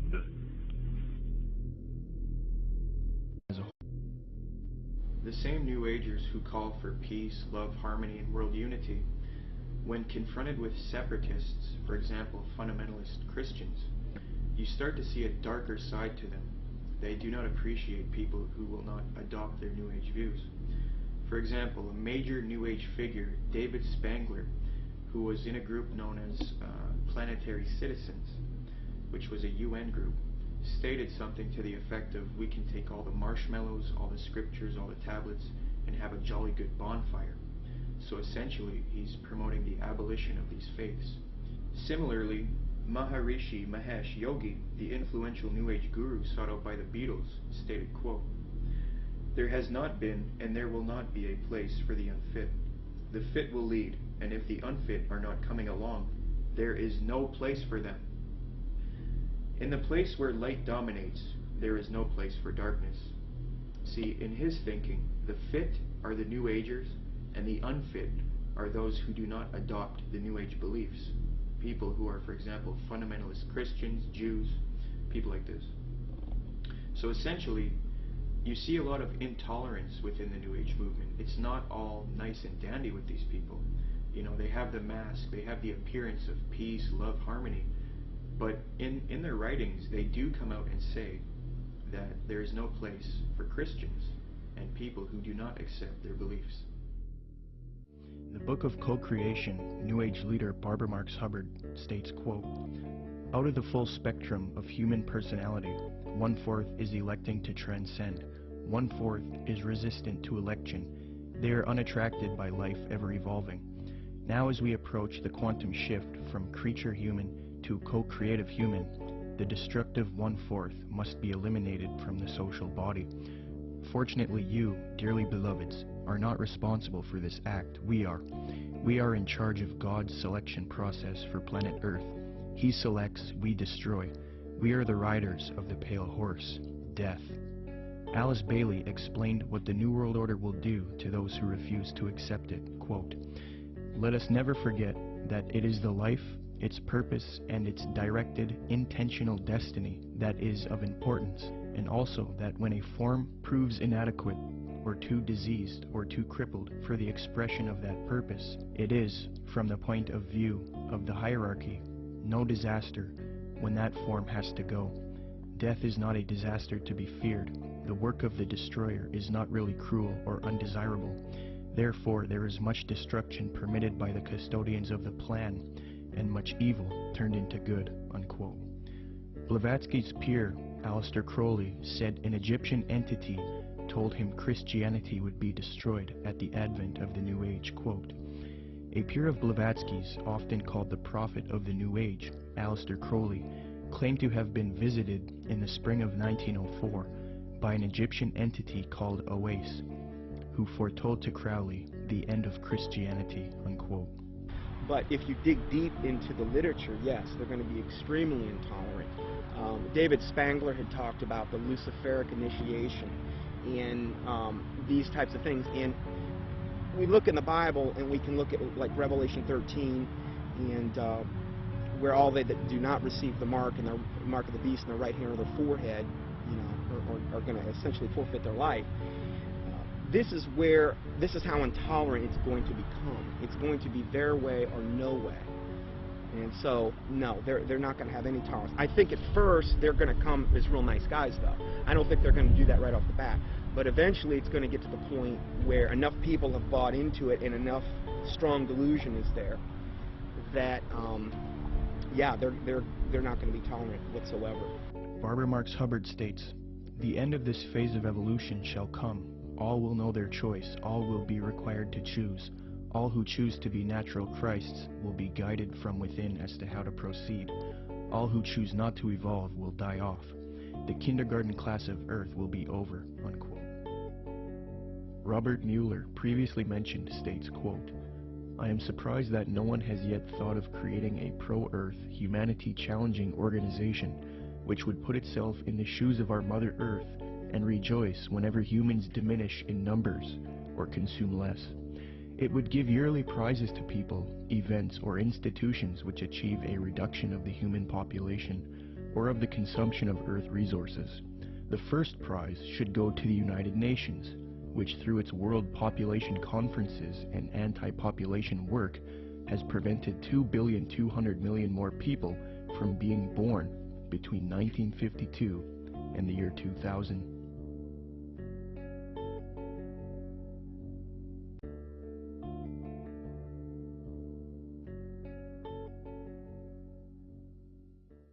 The more you look into where the 2012 ideas originated, and honestly, most of the 2012 theories are relatively new, that is, people attaching significance to the fact that the Mayan calendar ends. And almost without exception, they are by people that are channeling entities. A lot of times they say it's the Pleiadians that they're talking to, or the Syrians, or in the case of David Wilcock, it's Ra and Seth. Most of the time, what the entities are telling the people don't always match up, but they always seem to be telling the same things. And for the most part, a lot of those early people that got the information from spiritual entities were saying that it was a great cosmic enlightenment that was coming in 2012. And so that to me seems to be the most direct idea that the spirit world wants us to think, because it's oftentimes accompanied with this idea that they want the person they're telling to go out and tell more people. So 2012 became significant on the internet because people felt like it was their mission to tell other people because they were having supernatural experiences. Most of the 2012 theories will fall into one of two categories. Either they're going to be, that in 2012 there's going to be some great enlightenment, they say it's a spiritual evolution or a consciousness shift or a vibrational change or something to that effect, and the other half of it seems to be more about a cataclysmic events that are going to happen in 2012. Usually, they're based off the idea that the Mayan calendar ends or restarts in 2012. 2012 is being pushed on the public through books, documentaries, speakers, and even major motion pictures. We are meant to believe that December 21st, 2012 will either be a catastrophe for humanity or a time when there is a consciousness enlightenment and a world shift, a time when humanity evolves. However, when you consult the scholars who study the Mayan calendar, they don't seem to support these views at all. University of Florida anthropologist Susan Gillespie says the 2012 phenomena comes from the media and from other people making use of the Maya past to fulfill agendas that are really their own. Despite the publicity generated by the 2012 date, Susan Milbrath, curator at Latin American Art and Archaeology at the Florida Museum of Natural History, stated that, quote, "We, the archaeological community, have no record or knowledge that the Maya would think the world would come to an end in 2012. I think probably the most significant reason that all of them are wrong is because what they say that is going to happen in 2012 isn't. That is, although the Mayan calendar might be ending, there is no galactic alignment, whether it be the Earth actually won't be aligning with the center of the galaxy in the sense, and that actually won't happen for another 30 million years. So, and even if it was, there's no necessarily any evidence that anything would happen, but it's really a moot point because there isn't anything happening. Secondly, there is no actual alignment of the planets. It's another thing that people are saying is going to cause the enlightenment or the catastrophes.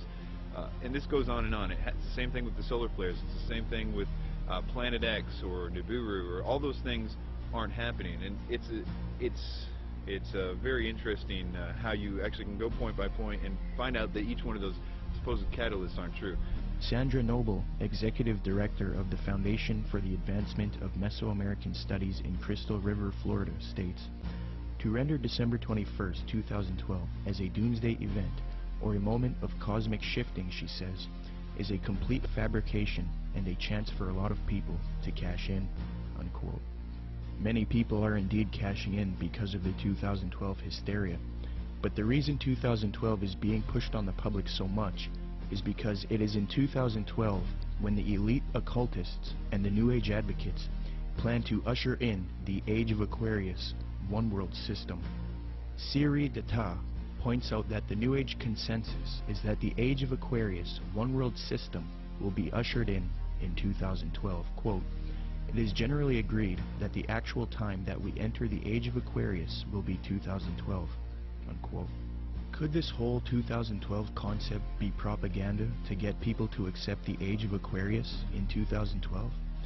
Eugene Gallagher likewise notes that the supposed Age of Aquarius is expected to arrive in 2012. Quote, "The term New Age is most closely correlated with the astrological idea that we are about to enter a new age, the Age of Aquarius, which will arrive around 2012. Unquote. Michael P. Mao states, "Yet 2012 does not mark the end of the world as oft predicted, but the birth of a new golden era, popularly known on the Earth plane as the Age of Aquarius." Unquote. Dr. C.L. Pepler explains the New Age view that 2012 is the start of the Age of Aquarius. Quote, "They believe the next age will start around AD 2012 and will be the Age of Aquarius. This, they say, will be an age of enlightenment and world unity, a post-Christian world in the fullest sense of the word." Unquote. 2012 is a clever deception to get you to accept the Age of Aquarius, New World Order, under the mask of a Mayan prophecy. In fact, the elite New World Order at the top of the pyramid want the public to believe in 2012, thus proving that they are behind this propaganda. The Club of Rome, by its own admission, is a globalist think tank. The aim of this organization, founded by Ervin Laszlo, is to solve the world's problems and erect a solution, a new world order, one world government, the same theme we have been talking about in the film. On January 31st, 2009, the Club of Rome held the Future of the American Hemisphere Conference. Francesco Stippo kicked the conference off with a speech. Francesco Stippo is a member of the U.S. Club of Rome. He authored the book World Federalist Manifesto, Guide to Political Globalization, where he states, quote, "Political globalization is the creation of a world government which regulates the relationships among governments." Well, founder of the Club of Rome, Ervin Laszlo, along with popular New Age author and student of Jiddu Krishnamurti, Deepak Chopra, along with globalist Mikhail Gorbachev, have all authored a book together entitled World Shift 2012. This book advocates the 2012 theories extensively, so it appears that the elite have vested interest in this 2012 hysteria, and they want the public to accept it. Ervin Laszlo's Club of Rome founded another spin-off organization called the Club of Budapest. Now, it is this elite organization, the Club of Budapest, which is promoting 2012 and the New Age ascension beliefs to the public. New Age members of the Club of Budapest include Robert Mueller, former General Secretary of the UN, and Barbara Marx Hubbard, who stated, quote, "We have been projecting the transformation in 2012. It is happening now." Unquote. Founder of the Club of Budapest, Ervin Laszlo, is also featured on the Pro-2012 Ascension website, worldshift2012.org. This website heavily promotes the idea that the world is about to end in 2012 if there isn't a transformation based on consciousness resulting in a new global order. Under the Partners section of the website, the State of the World Forum, which Zeitgeist is connected to, is listed on the site. This ties the New World Order to 2012 in that the 2012 hysteria is being pushed by the New World Order to the public to rally humanity together for a one-world government. Under the endorsement section of the worldshift2012.org site, Mikhail Gorbachev is also listed. Mikhail Gorbachev, the Communist New World Order advocate. Thus, it is quite clear that the global elite want people to believe in 2012 so that they can achieve their Age of Aquarius one-world system, which they now claim will emerge in 2012. It's a very clever deception that a lot of people have fallen for. Will anything happen in 2012? Maybe. Will it have to do with any prophecy of Maya? No. If anything does happen, it will be the New World Order who engineers it and ushers in their global system.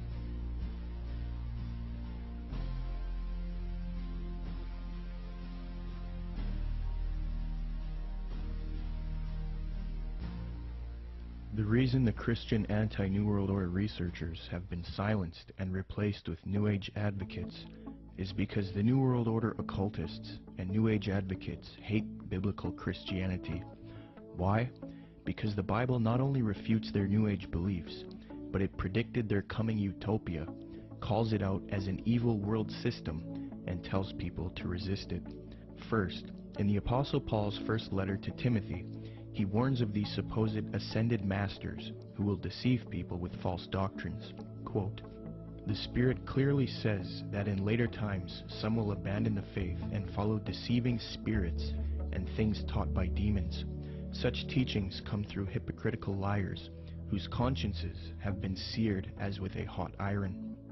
Paul also predicts the New Age movement, quote, "For the time will come when men will not put up with sound doctrine. Instead, to suit their own desires, they will gather around them a great number of teachers to say what their itching ears want to hear. They will turn their ears away from the truth and turn aside to myths." New Agers will often claim that the Bible promotes their astrological beliefs. However, in the Old Testament book of Isaiah, astrology is forbidden and identified as an abomination to God. Quote, "Let now the astrologers, the stargazers, the monthly prognosticators stand up and save thee from these things that shall come upon thee. Behold, they shall be as stubble." Zeitgeist's main source, Acharya S., claims that Jesus talks about the age of Pisces in Matthew 28:20, which states, "And teaching them to obey everything I have commanded you, and surely I am with you always to the very end of the age." However, although the zodiac was around in 1st century Palestine, the age concept was not around yet, so the biblical writers could not have been referencing the astrological age. Dr. Noel Swerdlow, professor of astronomy and astrophysics at the University of Chicago, states, "Within which group of stars the vernal equinox was located was of no astrological significance at all. The modern ideas about the age of Pisces or the age of Aquarius are based upon the location of the vernal equinox in the regions of the stars of those constellations. So when this woman says that the Christian fish was a symbol of the coming age of Pisces, she is saying something that no one would have thought of in antiquity." Unquote. When Matthew 28:20 talks about the end of the age, or in Greek, the end of the eon, he is not talking about astrological ages, as this concept was not around yet. The age referred to is that of Jewish understanding. As J.P. Holding remarks, quote, "Zeitgeist is correct that when Jesus refers to the end of the eon, he doesn't mean the end of the world.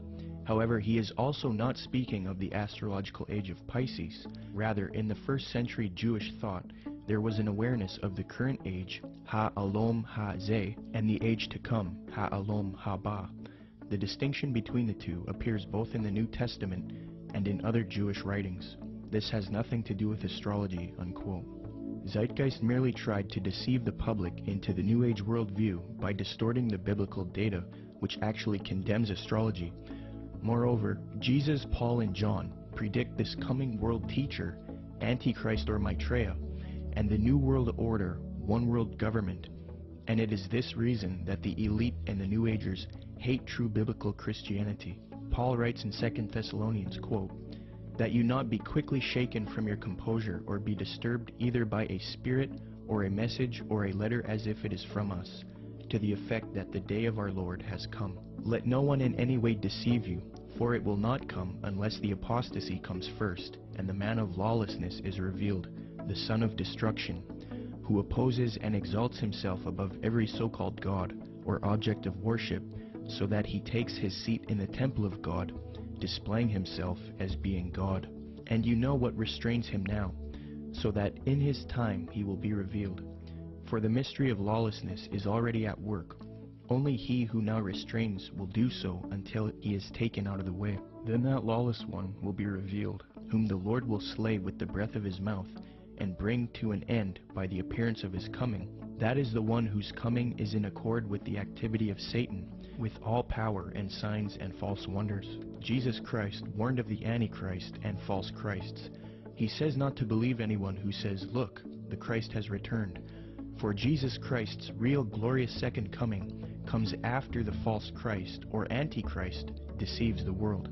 Matthew 43 states, "And Jesus answered and said to them, See to it that no one misleads you, for many will come in my name, saying, I am the Christ, and will mislead many.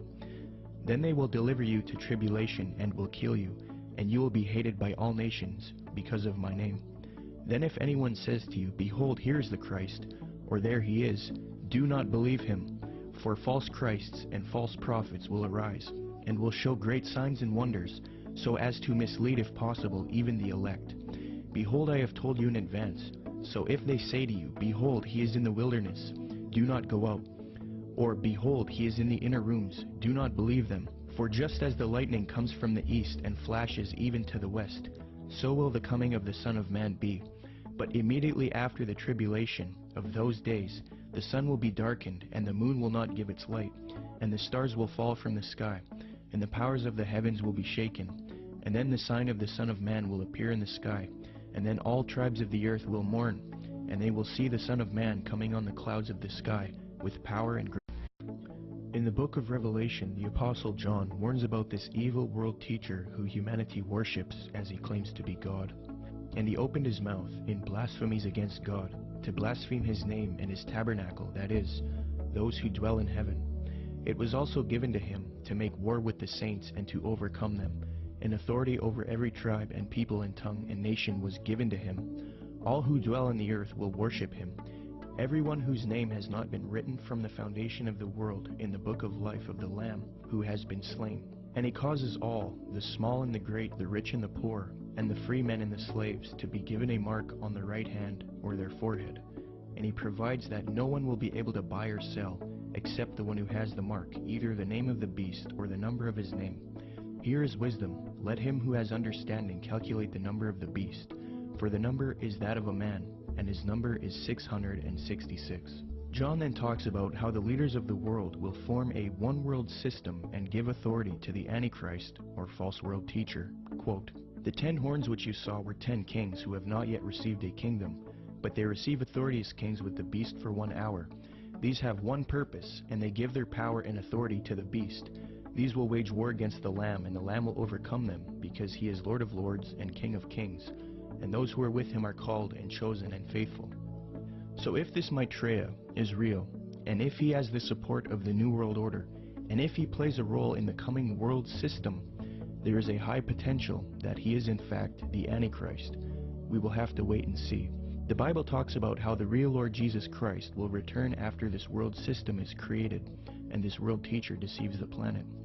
Revelation 6 says, Then the kings of the earth, the princes, the generals, the rich, the mighty, and every slave and every free man, hid in the caves among the rocks of the mountains. They called to the mountains and the rocks, Fall on us and hide us from the face of him who sits on the throne and from the wrath of the Lamb. For the great day of their wrath has come, and who can stand? The time that it's talking about in the Bible is actually going to be a time when the world is going to be extremely happy to be in this new system. And that includes people that right now think that they know all about the New World Order and all this stuff. Those people, included with the rest of the world, are going to be happy with being in the new system. What the Bible describes as something that is almost impossible to believe, in the sense that people are going to give their worship. These are politically correct people are going to give their worship to a man. That something is going to happen to cause them to worship a man, and that is something we're not ready for. It's something that political leaders don't right now do miracles, for the most part. That the whole concept requires new input. Something different has to happen. And I think that when you look at what the New Age is saying, what they say is going to happen, what every movie is talking about right now, this idea that there is a new rebirth coming, a new age is going to be supernatural, that the aliens are going to come back, and all these concepts, that if it really happened, we would be, many things would happen, not the least of which would be that we would, as a world, start to be believing in some new sort of doctrine, namely that God doesn't exist, but that we are gods ourselves. And the way that would function is that, here are aliens, and they were just like us at one time, and we're going to evolve like them and be more like them. That inherent in that is the idea that we are also gods. The message that the New Age elite don't want you to know is that there is one God, and 2,000 years ago, he entered into creation as Jesus Christ, lived a perfect sinless life, and willingly died on the cross to pay for our sin. And if we accept Jesus Christ into our heart as Lord and repent of our sin, then we are spiritually saved forever. It is this message that the New Agers hate and want to stamp out.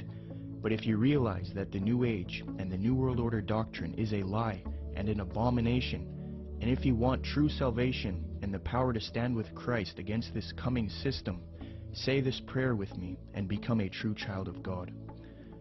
Lord Jesus Christ, I ask you to come into my heart as Lord.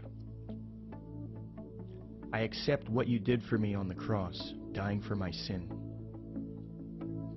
I repent of my sin and I wish to live a life for you, following your teachings found in the New Testament. Please forgive me of my wicked ways and transform me into a child of God. I pray in Jesus' mighty name, amen. Come, Lord Jesus.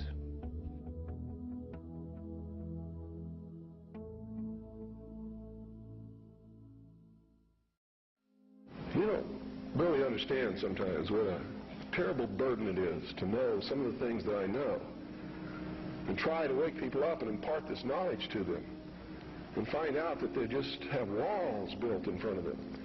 They want to be slaves. But we're making some chinks in those walls. You must publish only documented fact. And you must stay away from printing articles from people who will not document as fact what they put in their articles. That's why my broadcast scares the hell out of socialists. That's why, in a White House memorandum, I was named as the most dangerous radio host in America, not because I'm going to go out and shoot somebody, but because I shoot documented facts which cannot be refuted. That's why. That's what's dangerous. Seek ye the truth, and the truth will make you free, and nothing else will do it. Jesus Christ has never lied to anybody. Why won't you listen to him? Don't spread a rumor. Spread the truth. Document it. Prove it. Make it irrefutable, and you too will become dangerous to those who admire us in lies and enslave us in socialism.